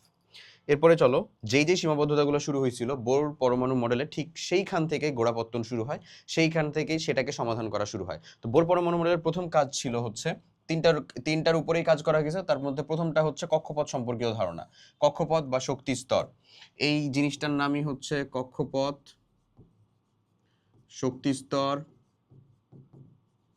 প্রধান শক্তি স্তর বা যাই বলো না কেন তুমি, শক্তি স্তর, অরবিট, শেল, সবকিছুই এমন বলতে পারো। ঠিক আছে, এই জিনিসটা বলা হলো যে যদি নিউক্লিয়াস, ধরে নাও নিউক্লিয়াস লেটস এইটা, নিউক্লিয়াসের বাইরে কিছু সুনির্দিষ্ট কক্ষপথ থাকে, বৃত্তাকার কক্ষপথ থাকে, যে কক্ষপথগুলোর ভিতরে ইলেকট্রন সমূহ পরিক্রমণ করে। বুঝা গেছে? এটা উনি একেবারে ফিক্স করে দিলেন। এটা ধরো যদি নিউক্লিয়াস হয়, নিউক্লিয়াসটাকে যদি আমি একটু ডিফারেন্ট কালার দিয়ে দেখাই, এটা যদি ধরো নিউক্লিয়াস হয়, নিউক্লিয়াসের বাইরে তাহলে কিছু সুনির্দিষ্ট কক্ষপথ রয়েছে এবং এই কক্ষপথের একটা সিরিয়াল রয়েছে, ওরিয়েন্টেশন রয়েছে, সবকিছুই আছে। ওকে, এই কক্ষপথের মানে কক্ষপথ এটা কোনতম কক্ষপথ, যেমন প্রথম কক্ষপথটাকে তুমি এন এর মানটা বলবা হচ্ছে 1, দ্বিতীয় কক্ষপথে এন এর মান এন দিয়ে বোঝায় হচ্ছে কক্ষপথ প্রধান শক্তি স্তর 2, তৃতীয়টাকে বলতেছে হচ্ছে এন এর মান 3, চতুর্থটাকে বলতেছে এন এর মান 4, এমন। এবং এই কক্ষপথটা শুরু হয় হচ্ছে কে দিয়ে, কে প্রথম প্রথম কক্ষপথ হচ্ছে কে, এল, এম, এন, ক্যাপিটালে কিন্তু এগুলো সব কে এল এম এন, এরভাবে কক্ষপথগুলোর নামকরণ করা হয়। এরপরে কৌণিক ভরবেগ সম্পর্কিত মতবাদ। কৌণিক ভরবেগ সম্পর্কিত উনি মতবাদ দিলেন যে কোনো একটা মৌলের পরমাণুর কৌণিক ভরবেগ হবে হচ্ছে h/2 এটার সমানুপাতিক। এইচটা হচ্ছে ম্যাক্স প্ল্যাঙ্কের ধ্রুবক, আমরা যাবো সেখানে, তারপর আরো বিস্তারিত তুমি জানতে পারবা। এবং পরবর্তীতে শক্তির বিকিরণ ও শোষণ সংক্রান্ত একটা মতবাদ দিলেন, সেটা হলো ইলেকট্রন তো পরিক্রমণ করতেছে এই কক্ষপথ জুড়ে, তো ইলেকট্রনগুলো কক্ষপথ চেঞ্জ করতে পারে যদি সে নিম্ন শক্তি স্তর থেকে, ধরে নাও প্রথম শক্তি স্তর থেকে সে তৃতীয় শক্তি স্তরে যেতে যাচ্ছে, নিম্ন শক্তি স্তর থেকে উচ্চ শক্তি স্তরে যেতে যাচ্ছে, তাহলে সে শক্তি শোষণ করবে কই থেকে, পরিবেশ থেকে। আবার কেউ যদি উচ্চ শক্তি স্তর থেকে নিম্ন শক্তি স্তরে আসতে চায়, তখন সে কি করবে, শক্তি বিকিরণ করবে। এই ঘটনাটুকুই মেইনলি এখানে বলা হয়েছে, আলোচনা করা হয়েছে। ওকে ভাইয়া, এখন আমরা প্রত্যেকটা একটু মানে ভেঙে ভেঙে ভেঙে ভেঙে যাই।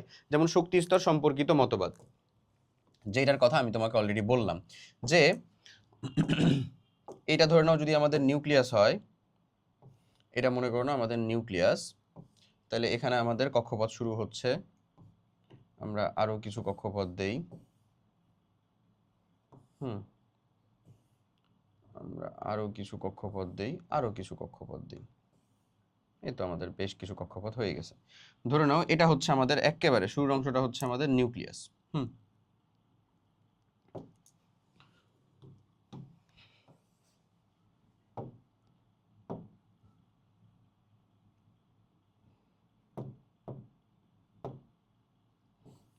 এই শুরুর অংশটুকু হচ্ছে আমাদের মনে করে নাও ভাইয়া নিউক্লিয়াস, এটা হচ্ছে নিউক্লিয়াস, বাকিগুলো ব্লুগুলো হচ্ছে আমাদের কক্ষপথ। শুরুর যেটা কক্ষপথ একেবারে শুরুতে এইটা, এইখানে আমাদের এন এর মান প্রধান শক্তি স্তরে এন এর মানটা কত 1, এটা কত আমাদের এন এর মানটা হচ্ছে ভাইয়া 2, এটা কত আমাদের এন এর মানটা কত আমাদের 3, এটা কত আমাদের এন এর মান 4। তো এন এর মানের উপর নির্ভর করে সেখানে ইলেকট্রন সংখ্যা যুক্ত হতে পারে, এবং এই কক্ষপথগুলোর ভিতরে ইলেকট্রনগুলো থাকবে মেইনলি। সো আমরা যেটা বলবো যে এন এর মান এখানে ধরো দিলাম, তাহলে ওই কক্ষপথ যেটা মানে কক্ষপথ কক্ষপথ হ্যাঁ, কক্ষপথটার নামটা কত হবে, আর সর্বোচ্চ ইলেকট্রন ধারণ ক্ষমতা, ইলেকট্রন সর্বোচ্চ ইলেকট্রন কয়টা থাকবে সেখানে, সর্বোচ্চ ইলেকট্রন, এই তিনটা জিনিস আমরা একটু এখান থেকে দেখে ফেলি। এটা পরবর্তীতেও আর একটু বিস্তারিত দেখবো, এখন একবার দেখে ফেলি। তো এন এর মান যখন 1, তখন সেটাকে আমরা বলতেছি হচ্ছে ভাই আমাদের কে, বড় হাতের কে, এটা হচ্ছে কে শক্তি স্তর প্রথম। তো এন এর মান সর্বোচ্চ ইলেকট্রন ধারণ ক্ষমতা হচ্ছে ভাই 2n²।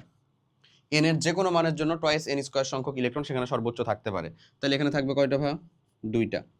এন এর মান যখন হচ্ছে আমাদের ভাইয়া 2, তখন সেটা হচ্ছে কে এল, তখন সেখানে কত থাকবে বলো তো, 8টা ইলেকট্রন। তারপর এর মান যখন 3, তখন কে এল এম, এখানে কয়টা ইলেকট্রন থাকবে বলো তো ভাইয়া, 16টা। বসাও, সরি 16টা আবার বলি, 18টা। এরপরে যখন এন এর মানটা 4, তখন সেটা হচ্ছে capital N, K L M N O P, এভাবে যেতে থাকবে। হ্যাঁ, তারপরে এখানে থাকবে হচ্ছে 32টা। এখন এন, এই যে এই ফর্মুলাটাতে এন এর মান সর্বোচ্চ 4 পর্যন্তই কাজ করে, এটার কারণ আছে, এটার কারণটা ভাঙলে তুমি পরে বুঝতে পারবা। আরো সর্বোচ্চ 4 পর্যন্তই কাজ করে, এন এর মান 5 হইলে সেখানে প্রস্তাবিত 50টা ইলেকট্রন থাকা উচিত, বাট এখন পর্যন্ত থাকে না, কারণ এতগুলা ইলেকট্রন আসলে আমাদের প্রয়োজন পড়ে না। 118টা মৌল এখন পর্যন্ত আবিষ্কৃত হয়েছে না, তো 118টা মৌল আমাদের সর্বোচ্চ সংখ্যক ইলেকট্রন 32টা দিয়েই আসলে পসিবল হয়ে যায়। ওকে, এন এর মান সর্বোচ্চ 4 এর জন্যই এই সূত্রটা কাজ করে। ঠিক আছে, আচ্ছা, এটা ছিল তোমার শক্তি স্তর বিষয় সম্পর্কিত মতবাদ, ডান। এরপরে যিনি বললেন সেটা হচ্ছে যে এই যে দেখো, কোন একটা নির্দিষ্ট শক্তি স্তরে ইলেকট্রনের কৌণিক ভরবেগ, কৌণিক ভরবেগ, ফার্স্ট অফ অল ভরবেগ যে জিনিসটা, এই যে দেখো ভরবেগ হচ্ছে সিম্পল, ভরটাকে বলো তো এম, এর একটা ইলেকট্রনের ভর, যেটা একটা ইলেকট্রনের বেগ সেটা হচ্ছে ভি। আর ওই যে কৌণিক ভরবেগ নিয়ে আসার জন্য ওই সেন্টার থেকে যেই শক্তি স্তরের কথা বলা হচ্ছে সেটার ব্যাসার্ধ লাগবে। ধরো এটা যদি এত দূরের শক্তি স্তর বলা হয় তাহলে এর ব্যাসার্ধটা বড়, যদি কাছের শক্তি স্তর বলা হয় তাহলে এর ব্যাসার্ধটা ছোট। তাহলে এটার সাথে যদি তুমি আসলে ব্যাসার্ধটা গুণ করে দাও তাহলে তুমি সেটা কৌণিক ভরবেগ পেয়ে যাও। হ্যাঁ, শুধু ভরবেগের বদলে কৌণিক ভরবেগ। এটা হবে হচ্ছে h/τ² এর সমানুপাতিক। এটা সমানুপাতিক হবে কি h/τ² এর সমানুপাতিক। সমানুপাতিক চিহ্নটা উঠায় দিলে তুমি একটা ধ্রুবক পাবা। ওই ধ্রুবকটা হচ্ছে mvr n যততম কক্ষপথ h/τ²। এটা হচ্ছে তোমার মেইন সূত্রটা। এটা চলে আসলো তোমার মেইন সূত্র, mvr সমান nh/τ²। এখন এখানে কি কি, এখন এখানে জিনিস আছে কি কি, এটাকে এইচটাকে একটু ঠিক করে লিখি, মনে হচ্ছে এন এর উপরে উঠে গেছে। ওকে, আচ্ছা, mvr nh/τ²। এখন গুণিতক অর্থাৎ mvr সমান nh/τ²। এখানে সবগুলার আমরা একটু বৈশিষ্ট্যটা শিখি। m হচ্ছে ইলেকট্রনের ভর, এই ভ্যালুটা কত বলো তো, ইলেকট্রন ভর, এটা আমরা বলছি অলরেডি 9.11 × 10⁻³ কেজি। আর হচ্ছে কক্ষপথের ব্যাসার্ধ, যততম কক্ষপথে আছে কক্ষপথের ব্যাসার্ধ। অবশ্যই কক্ষপথ যত বাড়বে তার ব্যাসার্ধটা তত হচ্ছে কি হবে, বাড়বে। ভি ইলেকট্রনের বেগ। এটা কিন্তু এটার জন্য কিন্তু পরবর্তীতে আবার বোর পরমাণু মডেল যথেষ্ট সমালোচিত হয়েছিল, এই থিওরিটার জন্য ইলেকট্রনের বেগ। কারণ কি, ওই যে হাইজেনবার্গের অনিশ্চয়তার নীতি। তারপরে এইচ হচ্ছে প্ল্যাঙ্কের ধ্রুবক।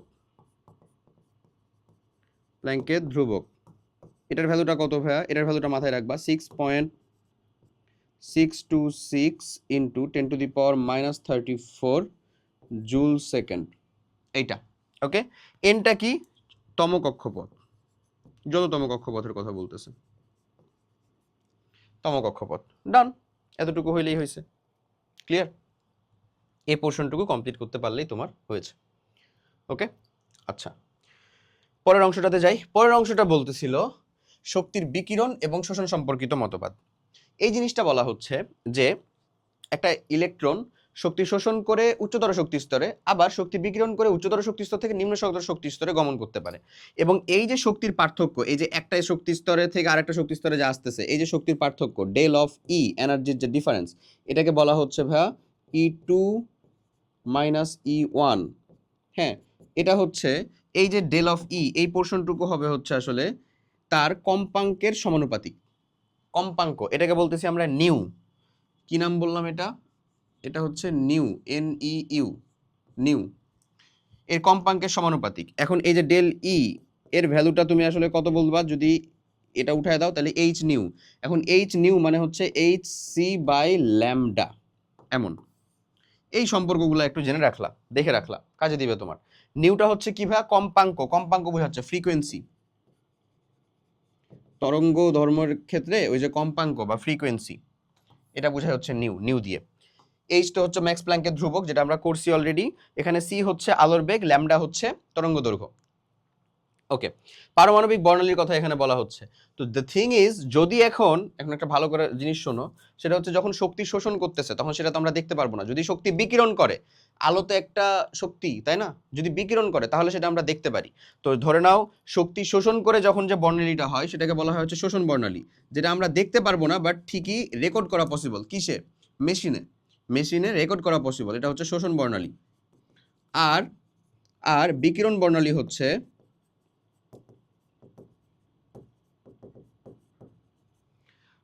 বিকিরণ বর্ণালী হচ্ছে যদি ইলেকট্রন উচ্চতর শক্তি স্তর থেকে নিম্নতর শক্তি স্তরে আসে, তাহলে সেটাকে বলা হয় হচ্ছে শক্তি বিকিরণ করতেছে, ওই বিকিরণ বর্ণালী। এটা আমরা চোখে দেখতে পাবো যদি, এখানে একটা কাহিনী আছে, আমরা তো সকল আলো আসলে দেখতে পাই না। ইনফ্রারেড রে তো আলো আমরা দেখতে পাই না, যেটা তুমি হচ্ছে ওই যে রিমোট কন্ট্রোল দিয়ে কাজ করো, এটা তো আমরা দেখতে পাই না। এসির রিমোট কন্ট্রোলে আছে, তোমার ফোনের রিমোট কন্ট্রোলে আছে, মাইক্রোওয়েভ, এগুলো তো আমরা দেখতে পাই না। তো এই যে ল্যামডার ভ্যালুটা, এই ল্যামডার ভ্যালুটা যদি তোমার দৃশ্যমান অঞ্চলের মধ্যে হয়, আমাদের দৃশ্যমান অঞ্চল হচ্ছে 380 ন্যানোমিটার থেকে 780 ন্যানোমিটার, এর মধ্যেই আসে হচ্ছে ভাইয়া বেনি আসহ কলা, বেনি আসহ কলা, বেগুনি, নীল, আসমানি, সবুজ, হলুদ, কমলা, লাল, এই কয়টা আছে হচ্ছে এর ভিতরে, বুঝছো?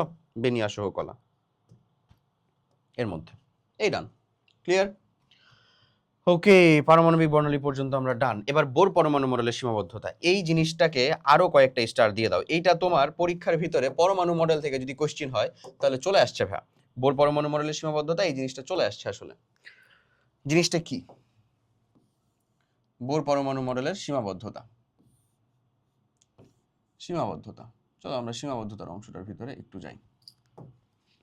প্রথম যেই কনসেপ্টটা সেটা হচ্ছে বোর পরমাণু মডেলটা যে বর্ণালীর ব্যাখ্যাটা দিচ্ছে, হ্যাঁ, সেই বর্ণালীর ব্যাখ্যাটা আসলে এক ইলেকট্রন বিশিষ্ট মৌলের জন্য বা আয়নের জন্য ঠিক আছে। বোর পরমাণু মডেল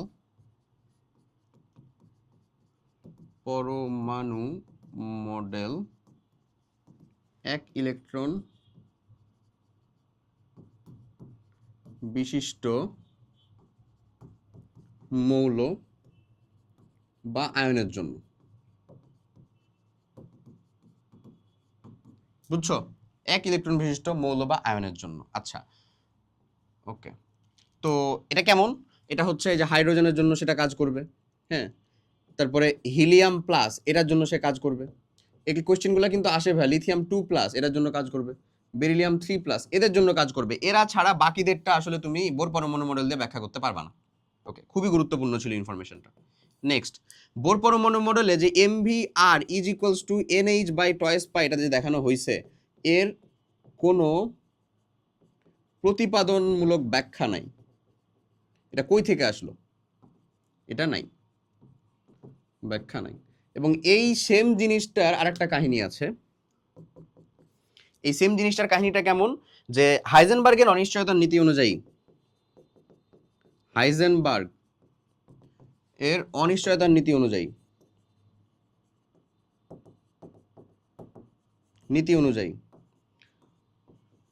অনিশ্চয়তার নীতিটা মানে সহজেই বোঝা যায়। দেখো, অনিশ্চয়তার নীতিটা হচ্ছে কেউ যদি খুব দ্রুত গতিতে থাকে, তুমি যদি গতিটা সঠিকভাবে বলো তাহলে তার অবস্থান বলতে পারবে না, কারণ গতি বলার সাথে সাথে তো তার অবস্থানটা চেঞ্জ হয়ে গেছে, কারণ সে দ্রুত গতিতে আছে। বুঝছো? তার মানে কোনো একটা অতি দ্রুত গতিসম্পন্ন কোনো কণার অবস্থান এবং ভরবেগ একই সাথে বলা সম্ভব না। অবস্থান এবং গতি বা বেগ একই সাথে বলা সম্ভব না, একই সাথে দুইটাই কারেক্টলি বলা সম্ভব না। বাট এখানে উনি করে দেখাইছে। এই যে দেখো, ভরবেগও বলা আছে, আবার মানে যে আর দিয়ে তার অবস্থান বলা হচ্ছে, আবার এখানে ভি দিয়ে তার বেগও বলা হচ্ছে। বুঝছো? হাইজেনবার্গের অনিশ্চয়তার নীতি অনুযায়ী অতি দ্রুত কোনো কণার দ্রুত গতিসম্পন্ন বা অতি দ্রুতগামী যাই বলো, গতিসম্পন্ন কোনো কণার অবস্থান এবং বেগ একই সাথে বলা সম্ভব না। একটা যদি সঠিকভাবে বলতে চাও আর একটা বলতে পারবা না। অবস্থান ও বেগ একই সাথে সম্পূর্ণ বলা সম্ভব নয়, কিন্তু বোর পরমাণু মডেলে তা করা আছে। আচ্ছা, তারপরে 4 নাম্বার যেটা, সেটা হচ্ছে জিম্যান ও স্টার্ক প্রভাব বোর পরমাণু মডেল ব্যাখ্যা করতে পারে না। জিম্যান ও স্টার্ক প্রভাব ব্যাখ্যা করতে না পারা, এটা কি আসলে ভাইয়া? এটা হচ্ছে জিম্যান আর স্টার্ক প্রভাব হচ্ছে জিম্যান আর স্টার্ক প্রভাব বোর পরমাণু মডেল যে ব্যাখ্যা করতে পারে না, এই জিনিসটা কি? জিম্যান প্রভাবটা হচ্ছে যে আমাদের যে পরমাণু মডেলগুলো রয়েছে, সে পরমাণু মডেলগুলো দেখা যায়, মানে পরমাণু মডেলের যে বর্ণালীটা আছে, সে বর্ণালীটাকে যদি আমরা কোনো একটা তড়িৎ ক্ষেত্র অথবা চৌম্বক ক্ষেত্রের উপস্থিতিতে নিয়ে আসি, তাহলে সেটার মধ্যে আসলে সূক্ষ্ম রেখার ভাগ দেখা যায়। বুঝছো? এটা ভেঙে যায়। তো জিম্যান বোঝায় হচ্ছে চৌম্বক ক্ষেত্রের প্রভাবে ভেঙে যাওয়া, স্টার্ক বোঝায় হচ্ছে তড়িৎ ক্ষেত্রের প্রভাবে ভেঙে যাওয়া। এই জিনিসটা বোর পরমাণু মডেল ব্যাখ্যা করতে পারে না। এই কয়টা যদি তুমি লিখো, মোর দ্যান এনাফ তোমার বোর পরমাণু মডেলের সীমাবদ্ধতা হিসেবে। ক্লিয়ার? ডান। এখন ইলেকট্রন বিন্যাসের মধ্যে আমরা যাব, মোস্ট ইম্পর্টেন্ট আরেকটা টপিক, খুবই গুরুত্বপূর্ণ। এখন এখানকার যে অংশটা সেটা অলরেডি আমি ডান করছি। পরমাণুর শক্তি স্তরে ইলেকট্রন বিন্যাস মানে সর্বোচ্চ শক্তি স্তরে দেখো, এন হলে সেটাকে বলে কি আমরা? কে শেল। শেল, অরবিট, শক্তি স্তর, প্রধান শক্তি স্তর সব একই কথা, ঠিক আছে? এই যে গোলাকার যেটা দেখো, ওকে, যদি N2 হয় তাহলে এল সেল, তারপরে N3 হলে এম, N4 হলে এন। কে শক্তি স্তরে সর্বোচ্চ ইলেকট্রন ধারণ ক্ষমতা 2n², এন এর ভ্যালু যত, 1 কে এর জন্য, 2 কি? এল, 3 কে এম, 4 কে এন। এইটা ক্লিয়ার? এই কথাগুলো এখানে বলা আছে। এই কথাগুলো আমরা অলরেডি পারি না, এখন অলরেডি আমাদের জন্য ডান। বোর পরমাণু মডেলের মধ্যে আমি দেখাইছি তোমাদেরকে। নেক্সট, সর্বোচ্চ শক্তি স্তরে ইলেকট্রন বিন্যাস, এটা তার নিয়ম অনুযায়ী আমরা KLMN কোথায় কয়টা করে ইলেকট্রন যায় সেটা আমরা দেখব। সো KLMN এটাতে সর্বোচ্চ ইলেকট্রন কয়টা করে যায়? কে সর্বোচ্চ ইলেকট্রন যাবে হচ্ছে 2টা, এল এ যাবে হচ্ছে কয়টা বলো তো ভাইয়া? 8টা, এম এ যাবে হচ্ছে কয়টা? 18টা, এন এ যাবে কয়টা ভাইয়া আমাদের? 32টা। ওকে, সো আমি এদের ভিতরে আসলে সর্বোচ্চ ইলেকট্রনটা বিন্যাসটা করতেছি। হাইড্রোজেন একটা, এখানে একটাই এখানে চলে যাবে, আর কোথাও যাবে না। হিলিয়াম এখানেই 2টা, লিথিয়াম এখানে 2টা যাওয়ার পরে এলে যাবে হচ্ছে একটা। বুঝছো? এই বিন্যাসটাই করতে হবে। এখানে 2টা যাবে, তারপরে যেহেতু এর পারমাণবিক সংখ্যা কত? 4, এখানে 2টা যাওয়ার পরে পরে আরো 2টা থাকবে কোথায়? এইখানে 4টা। এখানে সর্বোচ্চ কয়টা যেতে পারে? 8টা যেতে পারে। এখানে যেহেতু 5 মানে এটা 2 3, এখানে দেখো 6, এটা 2 4, এখানে দেখো 7, এটা হচ্ছে 2, এটা হচ্ছে 5, এটা 8, এটা হচ্ছে 2, এটা হচ্ছে 6, এটা 2, এটা 7, এটা 2, এটা 8। এখন যখন আমি চলে আসলাম হচ্ছে 11তে সোডিয়ামে, তখন এখানে 2 দিব, এখানে 8 দিব, 10টা হয়েছে, আরো একটা থাকলো না, এই একটা কই যাবে? এখানে। এখানে যদি আমি 12তে যাই তাহলে 2 8 2, 13তে যদি আসি 2 8 3, পারবো না এগুলো করতে? 2 8 4। ওকে, পারি না? পারি, ইনশাল্লাহ পারি। ক্লিয়ার কিনা? বুঝা গেছে? আশা করি বুঝতে পারছো। ডান। এবার এই যে শক্তি স্তর, প্রধান শক্তি স্তরের আন্ডারে কিছু জিনিস আছে, সেটা হচ্ছে উপশক্তি স্তর। এর অপর নাম হচ্ছে ভাইয়া সাবশেল। সাবশেল, বুঝছো? প্রধান শক্তি স্তর এন এ দিয়ে চিহ্নিত করা হয়, এই শক্তি স্তরগুলোকে আবার উপশক্তি স্তরে বিভক্ত থাকে। এই উপশক্তি স্তরকে চিহ্নিত করা হয় এল। এল এর মান হয় এর কি দ্বারা? 0 থেকে n-1 পর্যন্ত। এল এর মানটা হবে 0 থেকে n-1 পর্যন্ত, 0 থেকে n-1 পর্যন্ত। আমরা যাচ্ছি সেখানে। এই উপশক্তি স্তরগুলোকে অরবিটাল বলা হয়। এটাকে আসলে ডিরেক্ট অরবিটাল বলা হয় না, এই কথাটা একটু ভুল বলছে, বাট স্টিল এখন তোমার আসলে এই এসএসসি পর্যন্ত এই ভুলটুকু আসলে ভুল হবে না। তুমি যদি এটাকে অরবিটাল হিসেবে চিহ্নিত করো কোনো সমস্যা নাই। এই যেটাকে সাবশেল বলা হয়, সাবশেলের আন্ডারে থাকে অরবিটাল, এটা আরো ভাঙলে। এই উপশক্তি স্তর বা অরবিটালগুলোকে এসপিডিএফ ইত্যাদি দ্বারা নামে আখ্যায়িত করা হয়। ওকে, দেখো এদের এদের এল এর ভ্যালুগুলোও বলে দিছে তোমাকে। এই এল এর ভ্যালুগুলা সিম্পলি তুমি মনে রাখতে পারো। এছাড়া আমি তোমাকে বোঝানোর খাতিরে একটু তো ভিতরে ঢুকবোই, কোনো সমস্যা নাই, সেটুকু আমি ঢুকতেছি। এন এর মান অনুযায়ী এল এর মান হবে কত? 0 থেকে বলা হচ্ছে যে 0 থেকে n-1 অবধি। এই একটা কথার তাৎপর্যটা আমরা কিভাবে নিয়ে আসব? আচ্ছা, আমরা যে ইলেকট্রন বিন্যাস করি, এই যে s s p s p s dps dps আউটবাউ নীতি অনুযায়ী, ডিপিএস ডিপিএস, তারপরে এফডিপিএস এফডিপিএস, এই যে আউটবাউ নীতি অনুযায়ী আমরা যে ইলেকট্রন বিন্যাস করি, এস তো আমার ভাইয়া 1 থেকে শুরু, 1s। বাট তুমি আমাকে বলো তো, পি কি আমার 1 থেকে শুরু? 1p বলে কি কিছু আছে? নাই। কেন নাই? কারণ কারণ এই যে এন এর মানের উপর নির্ভর করে, এন এর মানের উপর নির্ভর করে প্রথম শক্তি স্তরে, ভালো করে বুঝো, এই প্রথম শক্তি স্তরে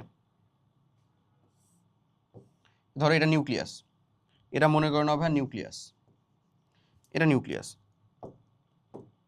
এটা হচ্ছে একটা শক্তি স্তর। এই নিউক্লিয়াসের ভিতরে এই যে প্রথম শক্তি স্তরে এন এর মানটা কত আসলে বলো তো? এন এর মানটা কত আসলে? 1। তাহলে এইখানে আমার এল এর মান কত হবে? 0 না? 0 থেকে l-1 পর্যন্ত। 0 থেকে l-1, 1 থেকে 1-1 মানে কত? 0। শূন্যই হতে পারে শুধুমাত্র। তাহলে 0 যখন মানটা হবে, তখন ওইখানে কেবলমাত্র একটাই, কয়টা? একটাই, 0 দিয়ে একটা মাত্র সাবশেলকে ইন্ডিকেট করা হয়, সেটা হচ্ছে স্মল এস। এইটা দেখো, এল এর মান 0, পিতে এল এর মান 1।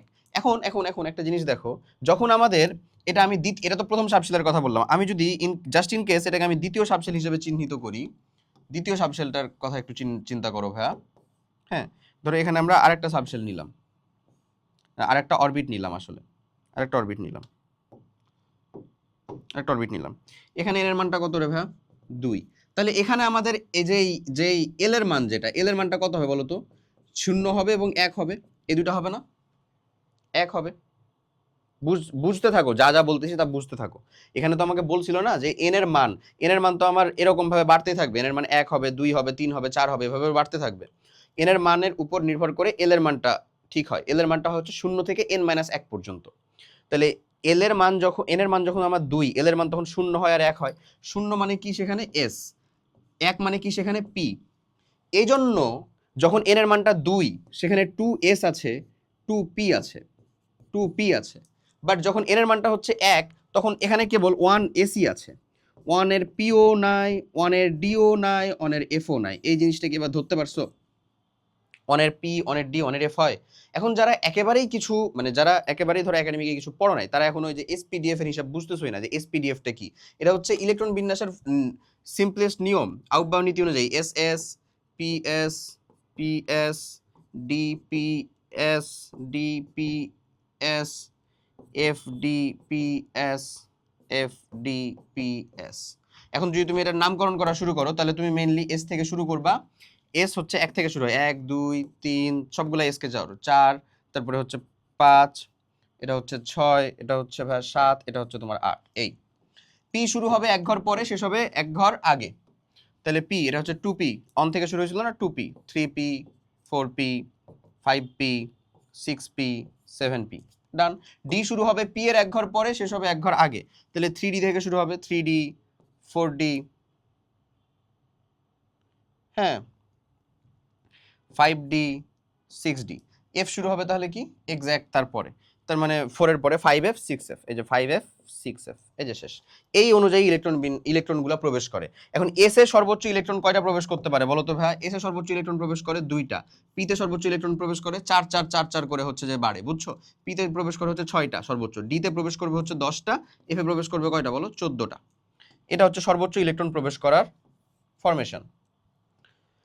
এল এর মানের উপর নির্ভর করেও তুমি সর্বোচ্চ ইলেকট্রন কয়টা ঢুকতে পারে সেটাকে ইজিলি ধরতে পারো। এল এর মান যত, যে কোনো এল এর মানের জন্য সর্বোচ্চ ইলেকট্রন কত হবে? 2 × 12 + 1। এল এর মান যখন 0 তখন 1 এর সাথে 2 গুণ, দ্যাটস ওয়াই এস এ সর্বোচ্চ 2টা ইলেকট্রন যেতে পারে। এল এর মান যখন 1, যেটা হচ্ছে পি, পি এ এল এর মানটা 1 বসায় দাও, 2 1 কে 2 আর 1 কে 3, 3 2 6, 6টা ইলেকট্রন প্রবেশ করতে পারে। ডান, ইজিলি ক্লিয়ার। এই কথাই এখানে বলা হচ্ছে উপশক্তি স্তর সংক্রান্ত আলোচনায়। ওকে, আমরা এখন এল এর মানগুলো জাস্ট সিম্পলি এদেরটার জন্য সুন্দর করে মনে রাখবো। আমি তোমাকে এখানে যতটুকু আসলে একেবারে না বুঝে যাওয়াটা কঠিন ছিল ততটুকু বলছি, খুব বেশি বলতে যায় নাই ইচ্ছা করেই, কারণ খুব বেশি বলতে গেলে এটা শুধু শুধু বাড়বে। হ্যাঁ, তোমার এসএসসি লাইফে যতটুকু দরকার ততটুকু এখানে বলা হয়েছে। ওকে, এই অংশটাতে একটু প্যারা হলে আরেকবার দেখো। এই যে n+l নীতি, n+l নীতিটার মানে হচ্ছে যে ইলেকট্রন বিন্যাস হবে কিভাবে, যে এখানে এটা শর্টেস্ট ফর্মুলা দেওয়া আছে। আমরা এটা পড়ি হচ্ছে, যেটা বললাম তোমাকে একটু আগেই দেখাইছি ওখানে, আমরা এটাকে পড়ি হচ্ছে কিভাবে, এই যে শোনো শোনো প্রিয়া, শোনো প্রিয়া শোনো, হ্যাঁ ডিপিএস খোলো, ডিপিএস খোলো, এফডিপিএস খোলো, এফডিপিএস খোলো। ডান। এই যে আমি শর্ট যে ফর্মটা লিখে দিছি না, এই সেম ফরম্যাটটাই এখানে লেখা আছে। আমি যদি এখন জাস্ট এস এগুলার নামকরণ করি, এস গুলাকে আগে নামকরণ করা শুরু করবো, 1 2 3 4 5 6 7 8। তারপরে তুমি পি কে নামকরণ করা শুরু করবা, 2p 3p 4p। মাথায় রাখবা এস এর পরে পি, তারপরে ডি, তারপরে এফ। তো সবাই একটা ঘর পরে শুরু হবে, একটা ঘর আগে শেষ হয়ে যাবে। এস যেমন 1 এ শুরু হয়ে 8 এ শেষ হয়েছে না, পি 2 এ শুরু হয়ে 7 এ শেষ হয়ে যাবে। তো এটা কত? 4p পর্যন্ত গেছো তুমি, 5p 6p 7p, দেখছো?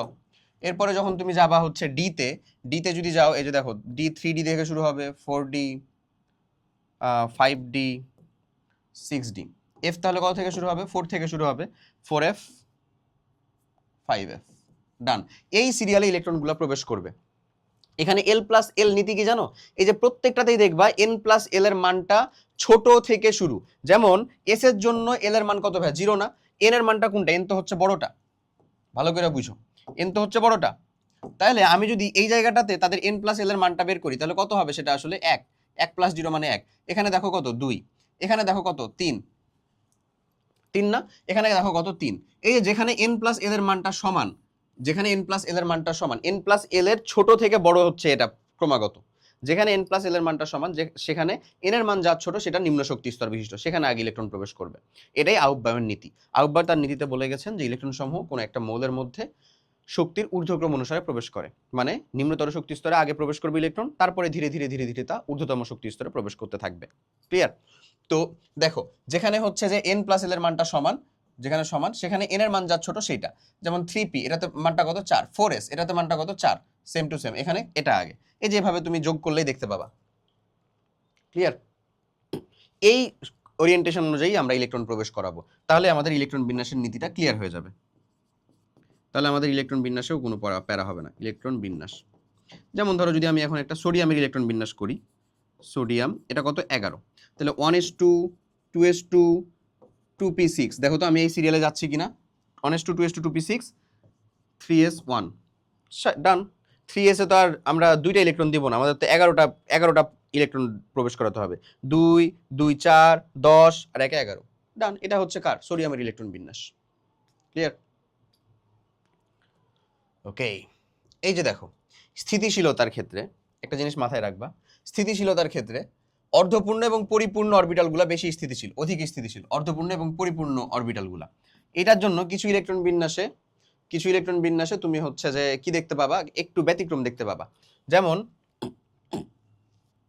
অর্ধপূর্ণ ইলেকট্রন বিন্যাসে আমি হচ্ছে যে D5 এর কথা বলতেছি, D5টা যেমন হচ্ছে ভাই ক্রোমিয়ামের ইলেকট্রন বিন্যাসে হচ্ছে 24। হ্যাঁ, তুমি যাও 1s2 2s2 2p6 3s2 3p6 3s2 3p6, এরপরে দেখো তো 3s2 3p6 তারপরে 4s ইলেকট্রন প্রবেশ করে।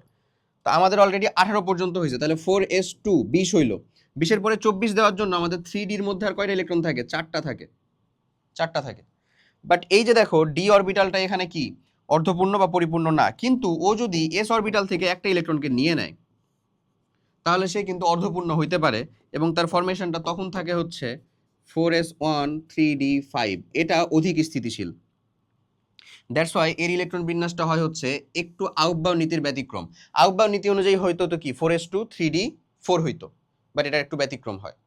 ওকে, এটা বেশি স্থিতিশীল অবস্থা, তাই একটা ব্যতিক্রম ইলেকট্রন বিন্যাস দেয়।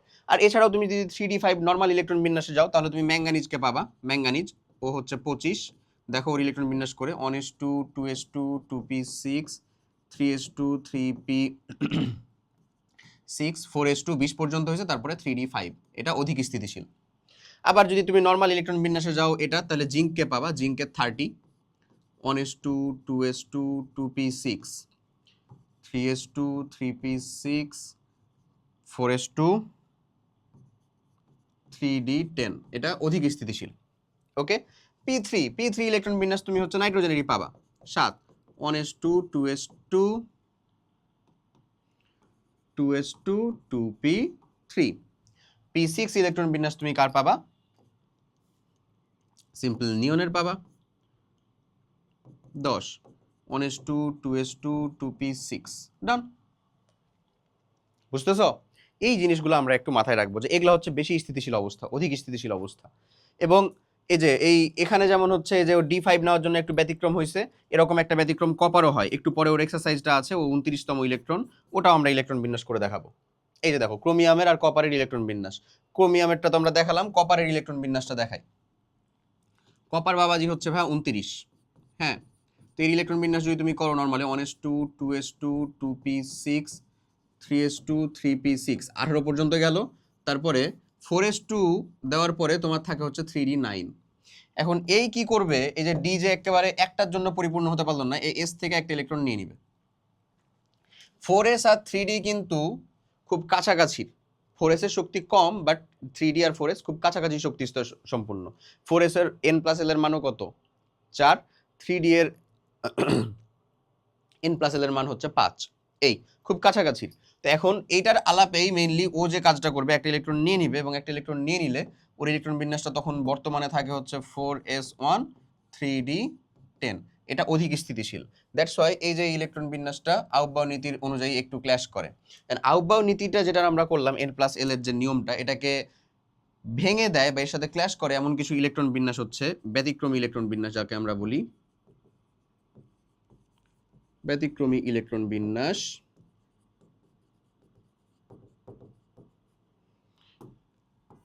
এমন ব্যতিক্রমী ইলেকট্রন বিন্যাস হচ্ছে ভাই chromium, copper, silver, arum, molybdenum, lanthanum, এগুলাকে একটু মাথায় রেখো যে এরা ব্যতিক্রমী ইলেকট্রন বিন্যাস দেয়, নর্মালের মতন দেয় না, আউটবাউ নীতির সাথে মেনে চলে না। ওকে, ডান। এরপরে চলে যাব আমরা আমাদের আপেক্ষিক ভর সংক্রান্ত। আমরা একেবারে চ্যাপ্টারের শেষের দিকে আছি। আপেক্ষিক পারমাণবিক ভরটাকে একটু খালি এক্সট্রা হিসেবে পড়াই দিচ্ছি, ওই যে এমইউ এর হিসাবটা। এটা আমাদের হচ্ছে ওই যে মোলের ধারণা চ্যাপ্টারটার ভিতরেও লাগে, চ্যাপ্টার 6 এও লাগে, আবার হচ্ছে এখানেও একটু পড়ায় দিই আমরা। ওকে, চলো সমস্যা নাই, এখানে একটু পড়ায় দেওয়া যায়। তো আপেক্ষিক ভর এটার কথা যেটা বলতেছে সেটা হচ্ছে 1 এএমইউ, বা এটা আমাদের ডাল্টন সাহেব প্রথম আবিষ্কার করেছিলেন। 1 ডাল্টন, এটার একক ডাল্টনও প্রকাশ করা হয়। উনি বললেন কোন একটা পরমাণুর ভর হবে কার্বন 12 আইসোটোপের, কার্বনের একটি পরমাণুর ভরের 1/12 অংশ। এমন শুনতে একটু বেখাপ্পা লাগতেছে, আমি আবার একটু ক্লিয়ার করে বলি, ভালো করে শুনো। সেটা হচ্ছে উনি বলে গেলেন সেটা হলো এটা কার্বন স্কেল দিয়ে মাপা। কোন একটা মৌলের আপেক্ষিক পরমাণুর ভর হবে হচ্ছে কার্বন 12 আইসোটোপের, ভালো করে বুঝো, কার্বন 12 আইসোটোপের একটি পরমাণুর ভরের 1/12 অংশ। আচ্ছা, তো কার্বন 12, ওই যে এই যে বলে দিচ্ছে এখানে। তো আমরা এই ফরমেশনটা যদি তোমাকে বের করি, প্রথমত তুমি ভালো করে একটু শিখো, এটা আমরা উপরে লিখব। ওকে, তো কথা হচ্ছে কার্বনের এক মোল বা 6.02 ইন্টু 10⁻23 এতটি পরমাণুর ভর আসলে কত ভাইয়া? 12 গ্রাম। কার্বনের একটা পরমাণুর ভরটা কত? 12 ভাগ হচ্ছে 6.02 ইন্টু 10⁻23, এক মোলে তো এতগুলা থাকে, এত গ্রাম একটি পরমাণুর ভর। উনি বলছে যে আপেক্ষিক পারমাণবিক ভর হবে হচ্ছে কার্বন 12 আইসোটোপের একটি পরমাণুর ভর, মানে এটার 1/12 অংশ। তার মানে 12 ভাগ হচ্ছে 6.02 ইন্টু 10⁻23 গুণিত 1/12 অংশ। এবারও কেটে যাও, তাহলে এই যে ক্যালকুলেশন, এটা থাকে হচ্ছে 1.66 ইন্টু 10⁻24 গ্রাম। এটা হচ্ছে কোন একটা মোলের একটি পরমাণুর আপেক্ষিক পারমাণবিক ভর। ক্লিয়ার? এটা দিয়ে আমরা করবোটা কি, আসলে কি লাভ? জিনিসটা হচ্ছে সোডিয়ামের ভর কত ভাইয়া? 23। সোডিয়ামের ভর হলো কত? 23 গ্রাম না? সোডিয়ামের একটি পরমাণুর ভর কত? সোডিয়ামের একটা পরমাণুর ভর হচ্ছে 23 ইন্টু এটা, তাইলে সোডিয়ামের একটা পরমাণুর ভর চলে আসবে। বুঝছো কি বলছি? 23 গুণিত যদি এটা করো, তাহলে সোডিয়ামের একটা পরমাণুর ভর চলে আসবে। ঠিক একই রকম ভাবে মনে করো অক্সিজেনের পারমাণবিক ভর হচ্ছে 16। অক্সিজেনের একটা পরমাণুর ভর কত? ওই 16 গুণিত যদি এটা করো, তাহলে অক্সিজেনের পারমাণবিক একটা পরমাণুর ভর চলে আসবে। এইটার জন্যই মেনলি আপেক্ষিক পারমাণবিক ভরটা জরুরি। ডান। আর এখানে কিচ্ছু নাই। এই যে আপেক্ষিক পারমাণবিক ভর, একটি অণুর ভর আপেক্ষিক আণবিক ভর হিসেবে, একটি অণুর ভর কার্বন 12 অণুর 1/12 অংশ, এই একই কথাই বলছে। আমি তোমাকে এখানে একটা দিয়ে দেই, সেটা তাহলে তোমার কাজে লাগবে। সেটা হচ্ছে যে একটি পরমাণুর ভর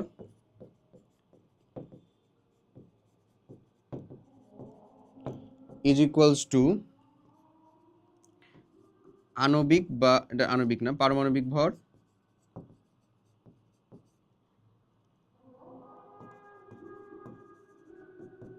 গুণ হচ্ছে 1 AMU। AMU এর ফুল ফর্মটা কি আসলে? AMU এটা হচ্ছে ভাই অ্যাটমিক মাস ইউনিট। AMU এটার ফুল ফর্ম হচ্ছে অ্যাটমিক মাস ইউনিট। এটাকে তুমি বলতে পারো হচ্ছে ডাল্টন। বুঝছো? এটাকে তুমি বলতে পারো হচ্ছে ডাল্টন। অ্যাটমিক মাস ইউনিটও বলতে পারো, এটাকে বলতে পারো তুমি হচ্ছে ডাল্টন। একটি পরমাণুর ভর হচ্ছে পারমাণবিক ভর তার যে পারমাণবিক ভরটা গুণিত হচ্ছে 1 AMU। এই 1 AMU এর ভ্যালুটা কি? 1 AMU বা 1 ডাল্টন এর ভ্যালুটা হচ্ছে 1.66 ইন্টু 10⁻24। এটা যদি গ্রামে করো, তাহলে তোমাকে যদি বলে দেওয়া হয় কোনো একটা সোডিয়াম পরমাণুর একটা পরমাণুর ভর হচ্ছে সামথিং, তাহলে এটার আপেক্ষিক পারমাণবিক ভর কত? আপেক্ষিক পারমাণবিক ভর মানে হচ্ছে এটা। আপেক্ষিক পারমাণবিক ভর কি হবে? ওই যে একটা পরমাণুর ভর দিছে, ওটাকে 1 AMU দিয়ে ভাগ, তাইলেই চলে আসলো। ক্লিয়ার? মাথায় থাকবে, এরকম এমসিকিউ মাঝে মধ্যে আসে। তাহলে আমরা ওই AMU দিয়ে ভাগ করে দিব, তাহলে উত্তর চলে আসবে আমাদের। ডান? ওকে। ডান। এবার আমরা হচ্ছে এই যে শতকরা পরিমাণ, আইসোটোপের শতকরা পরিমাণ থেকে আণবিক ভর নির্ণয়, এই জিনিসটাও গুরুত্বপূর্ণ, মাঝে মধ্যে আর কি চলে আসে। তারপরে আইসোটোপের ব্যবহার দেখবো, তাইলেই শেষ। দেখো, ক্লোরিন একটা পরমাণু, এটার উদাহরণ খুব সহজে দেওয়া যায়। ক্লোরিন একটা পরমাণু, এই ক্লোরিন পরমাণু 17 হচ্ছে তার আণবিক মানে পারমাণবিক সংখ্যা, 35.5 হচ্ছে তার ভর। এখন একটা কোয়েশ্চেন আসে না যে ভাই এটা কেমনে? আপনি তো বললেন যে ভর সংখ্যাটা হয় হচ্ছে প্রোটন সংখ্যা এবং নিউট্রন সংখ্যার যোগফল। তাহলে এখানে কি প্রোটন বা নিউট্রন সংখ্যা কোনো একটা 0.5 মানে আধা আছে, পুরোটা নাই? অথচ চার্জের কোয়ান্টায়ন নামে একটা জিনিস আছে, যেটা তুমি এখনো শেখো নাই, হয়তো বা ইন্টারমিডিয়েটে যে শিখবা, যে চার্জ কখনো অর্ধেক থাকতে পারে না, এটা একটা সরল গুণিতক আকারেই থাকবে, ভগ্নাংশ হতে পারে না কখনো। তাহলে প্রোটনও তো ভগ্নাংশ হতে পারে না, নিউটনও ভগ্নাংশ হতে পারে না, তাহলে এখানে কাহিনীটা ঘটলো কি? এখানে কাহিনীটা ঘটছে প্রকৃতিতে শতকরা প্রাপ্যতার উপর নির্ভর করে এটাকে ধরা হয়েছে। প্রকৃতিতে ক্লোরিন 17, ক্লোরিনের দুইটা আইসোটোপ পাওয়া যায়, ক্লোরিন 17 এটা হচ্ছে ভাব 35, এটা পাওয়া যায় হচ্ছে ভাব 75%, হ্যাঁ। আর ক্লোরিন 17 37 এটা পাওয়া যায় হচ্ছে ভাব বাকি 25%, বাকি 25%। সো একটা জিনিস মাথায় রাখবা, সেটা হচ্ছে শতকরা প্রাপ্তির উপর থেকে আমরা তার হচ্ছে যে আপেক্ষিক আণবিক ভরটা বের করি, হ্যাঁ। তো একটা গড় আপেক্ষিক পারমাণবিক ভরটা বের করি, আপেক্ষিক পারমাণবিক ভর, এটা সবসময় মাথায় রাখবা। পারমাণবিক ভর ইজ ইকুয়ালস টু সামেশন মানে হচ্ছে ভাই যোগফল, এটা যেন মাথায় থাকে। মানে সামেশনটা হচ্ছে এরকম যে ভর গুণন তার প্রাপ্যতা বাই 100%। ভর গুণন তার প্রাপ্যতা, এটা ধরো যদি দুইটা না হয়, 3টা 4টা 5টা 6টা 7টা 8টা জয়টাই হোক না কেন, হাইড্রোজেনের যেমন 7টা, জয়টাই হোক, যত হবে ভর গুণন তার প্রাপ্যতা। এই যে সামেশন দিছি না, ভর মানে কত বলো? 35, এর ভরটা কত? 35, তার প্রাপ্যতাটা কত? 75। তার মানে আমরা করব হচ্ছে 35 ইন্টু 75। সামেশনের জন্য এখানে প্লাসটা চলে আসলো, কারণ এখানে আমরা দুইটা পাইছিলাম, আর এখানে 37 ইন্টু 25, 37 ইন্টু 25 বাই হচ্ছে কত ভাইয়া? 100। দুইটা মিলে যেহেতু 100 হয়ে গেছে, আরো যদি থাকতো আরো প্লাস করে ওর ভর গুণিত তার প্রাপ্যতা, ঠিক আছে, দিয়ে এখানে ক্যালকুলেশন করে তুমি পাবা হচ্ছে 35.5-এর কাছাকাছি। এই ঘটনাটা ঘটে। এখন লেটস সে আমি যদি তোমাকে বলি যে, আমি ধরো তোমাকে বলে দিলাম যে কোনো একটা মৌলের আপেক্ষিক আণবিক ভর হচ্ছে 23 বা 32 বললাম, 32 বললাম, তার আণবিক ভর পারমাণবিক ভরই বলে দিছি 32। তারপরে আমি তোমাকে বললাম যে এটা 3টা আইসোটোপ রয়েছে, 3টি আইসোটোপ রয়েছে, আছে 3টা আইসোটোপ রয়েছে, তার ভিতরে একটার ভর হচ্ছে, 3টা আইসোটোপ রয়েছে, 3টা আইসোটোপ কে কে? 3টা আইসোটোপ আমি বলে দিলাম হচ্ছে ভাইয়া যে ও না, 3টা আইসোটোপ রয়েছে, হ্যাঁ 3টা আইসোটোপ রয়েছে যার একটির প্রাপ্যতা, আচ্ছা 3টা আইসোটোপ কি কি রয়েছে সেটা আমি বলে দিই। 3টা আইসোটোপ রয়েছে হচ্ছে, ধরে নাও ফসফরাস হচ্ছে, বা আমাদের সালফার, ধরে নাও সালফার দিয়ে আমি বুঝাইছি তোমাদের, ধরে নাও sulphur 30, sulphur 31, sulphur 32, sulphur 31, sulphur 32, ধরে নাও এটাই বুঝাইছি। এখন বা আচ্ছা বড় থেকে দিই, সালফার 32, সালফার 33, সালফার 34, এটা বুঝো। 3টা আইসোটোপ রয়েছে, তার ভরটা হচ্ছে 32, মানে এটাই বলে দেওয়া আছে। তারপরে এটা বলা আছে, ভরগুলো বলা আছে। এবার এইটা একটা মাত্র, এই যে এটার প্রাপ্যতা আমি বলছি যে সালফার 32, এটার প্রাপ্যটা হচ্ছে 80%, 80 না আরো বাড়াও, এটার প্রাপ্যতা হচ্ছে 95%, এই 32-এর প্রাপ্যতা হচ্ছে 95%। তারপরে আমি তোমাকে এবার কোশ্চেন আমি জিজ্ঞাসা করলাম, তাহলে 33 এবং 34-এর প্রাপ্যতা কত, এটা বাইর করো। এইবার তুমি কি করবা এখানে? দেখো সহজ, কঠিন না, ভালো করে বুঝো। কোশ্চেনটা হচ্ছে এতটুকু। আচ্ছা, কাহিনীটা হচ্ছে আমি এটার প্রাপ্যতা বলে দিছি না, বলে দিছি। তুমি যে কোনো একটার প্রাপ্যতা, এটার প্রাপ্যতা ধরে নাও কত ভাই? এক্স। এটার প্রাপ্যতা যদি এক্স হয়, 3টা প্রাপ্যতা যোগ করতে 100 হবে, হবে না? তাহলে তুমি যদি এটার প্রাপ্যতা বের করতে যাও, তাহলে তুমি কি করবা? 100 মাইনাস 95 মাইনাস এক্স। তার মানে তুমি বলতে পারো এটার প্রাপ্যতা হচ্ছে কত? 5 মাইনাস এক্স, এটার প্রাপ্যতা। তারপরে তুমি এই সমীকরণটাতে খালি ফালায় দাও। আমি এই সমীকরণটা থেকে যদি ফালায় দিয়ে তোমাকে ক্যালকুলেশনটা দেখাই, ইজ ইকুয়ালস টু, তাহলে দিবা হচ্ছে তুমি 32 গুণিত হচ্ছে কত রে? 95, তারপরে প্লাস দিবা 32 গুণিত 95, তারপরে প্লাস দিবা হচ্ছে এক্স গুণিত কত ভাই 33, এক্স গুণিত হচ্ছে 33, তারপরে তারপরে কি দিবা, তারপরে আরেকটা প্লাস দিবা, দিয়ে বলবা হচ্ছে 5 মাইনাস এক্স, যেটা হচ্ছে এটার প্রাপ্যতা, ইন্টু হচ্ছে কত, এটা হচ্ছে 34, বাই হচ্ছে কত দিবা 100। তো এখন এখানে ক্যালকুলেশন করে একমাত্র আননোন ভ্যালু কি এক্স না, যেটা বের করা যাবে না, ওই এক্স বের হয়ে গেলে কারটা 33 যে ভর তারটা প্রাপ্যতা বের হয়ে গেল, যদি 34 একটা বের করতে চাও তাহলে 5 মাইনাস এক্স করলে তার প্রাপ্যতা বের হয়ে গেল, এমনে করা যায়। ক্লিয়ার? পারা যাওয়া উচিত। এই কোশ্চেন আসছিল ভিএনসি, আমার এক স্টুডেন্ট ছিল, ওদের ওখানে আসছিল ভিএনএস অ্যাকচুয়ালি, নট এনসি। এই ডান। এরপরে চলে আসছে ব্যবহার, তেজস্ক্রিয় আইসোটোপ এবং তাদের ব্যবহার। এই যে তেজস্ক্রিয় আইসোটোপ, তার ব্যবহার। তেজস্ক্রিয় আইসোটোপগুলোর কৃষিক্ষেত্রে ব্যবহার দেখো, ফসলের পুষ্টিতে, পোকামাকড়ের নিয়ন্ত্রণে, ফসলের মান উন্নয়নে। তো আমরা ফসফরাস 32 এটাকে ব্যবহার করা হয় কৃষিক্ষেত্রে, কৃষিতে। আমি এখানে যে কয়টা ব্যবহার লিখে দিচ্ছি এই ব্যবহারগুলো একটু দেখো, এই ব্যবহারগুলো একটু মনে রেখো, এই ব্যবহারগুলো খুবই কাজে লাগবে।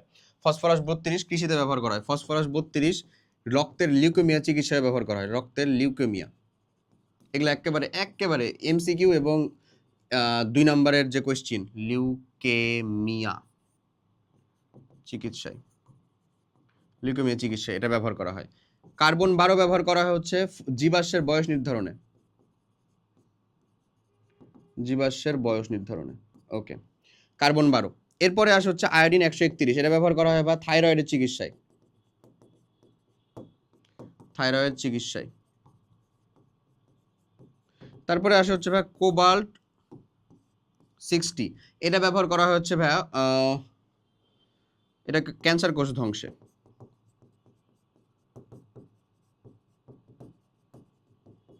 এই আর কি আছে, আর একটা থাকলো স্ট্রনশিয়াম, এটা হচ্ছে হাড়ের চিকিৎসায় ব্যবহার করা হয়।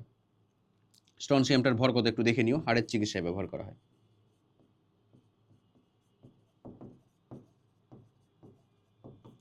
ডান। এই কয়েকটা আইসোটোপ সম্পর্কে যদি তুমি জেনে রাখতে পারো, তাদের ব্যবহার এবং তাদের কার্যক্রমগুলা, তাহলে ইনশাল্লাহ তোমার জন্য ডান হয়ে যাবে। ওকে, আচ্ছা নেক্সট, এই যে এই তেজস্ক্রিয় আইসোটোপের প্রভাব, এই তেজস্ক্রিয় আইসোটোপের প্রভাবও রয়েছে, খুব বাজে প্রভাব রয়েছে। তুমি জানো একমাত্র নোবেল লরিয়েট ফ্যামিলি যেটা কুরি ফ্যামিলি, পেয়ারে কুরি, মাদাম কুরি, ওনারা যেমন রেডিয়ামের তেজস্ক্রিয়তা আবিষ্কার করতে পারছিলেন, ওনারা এটার জন্য নোবেলও পাইছিলেন, মানে হাজব্যান্ড ওয়াইফ এবং তার ওনাদের সন্তান, এবং ওনারা কিন্তু মারাও গেছেন আউট অফ রেডিয়েশন, তেজস্ক্রিয়তা থেকেই। তার মানে এটা যথেষ্ট ক্ষয়ক্ষতি রয়েছে। হ্যাঁ, এবং এই যে এই সাইনটা যেটা, সেই সাইনটার নাম যদি সম্ভবত তুমি জানো, এটা হচ্ছে ট্রিফয়েল সাইন, ট্রিফয়েল সাইন বা তেজস্ক্রিয়তার সাইন। এটা 1946 সালে মেইনলি প্রথম আবিষ্কার হয়েছিল। এবং তেজস্ক্রিয় বর্জ্যের সব থেকে বাজে দিক হচ্ছে এটাকে ডিসপোজ করা যায় না, এটাকে কন্টেইনারে সিল্ড করে একটা নির্দিষ্ট জায়গায় রেখে আসতে হয়। এবং অদূর ভবিষ্যতে চিন্তা করা হচ্ছে ইদার তোমার ওইটাকে তুমি ডিসপোজ করার ফর্মুলা আবিষ্কার করতে পারবা, অথবা একসময় তেজস্ক্রিয়তার কারণে পুরো পৃথিবী ধ্বংস হবে। বুঝছো? এমন। সো এই ছিল তোমার চ্যাপ্টারের মেইন সামেশন, আর কিচ্ছু নাই। এই চ্যাপ্টারের আন্ডারে যতটুকু পরিমাণে তুমি সময় পাইলা, অতটুকু দিয়ে তুমি যদি কমপ্লিট করে যাও পড়ে, বিলিভ মি তুমি এখান থেকে আসা প্রত্যেকটা MCQ, CQ, SQ question answer করতে পারবা।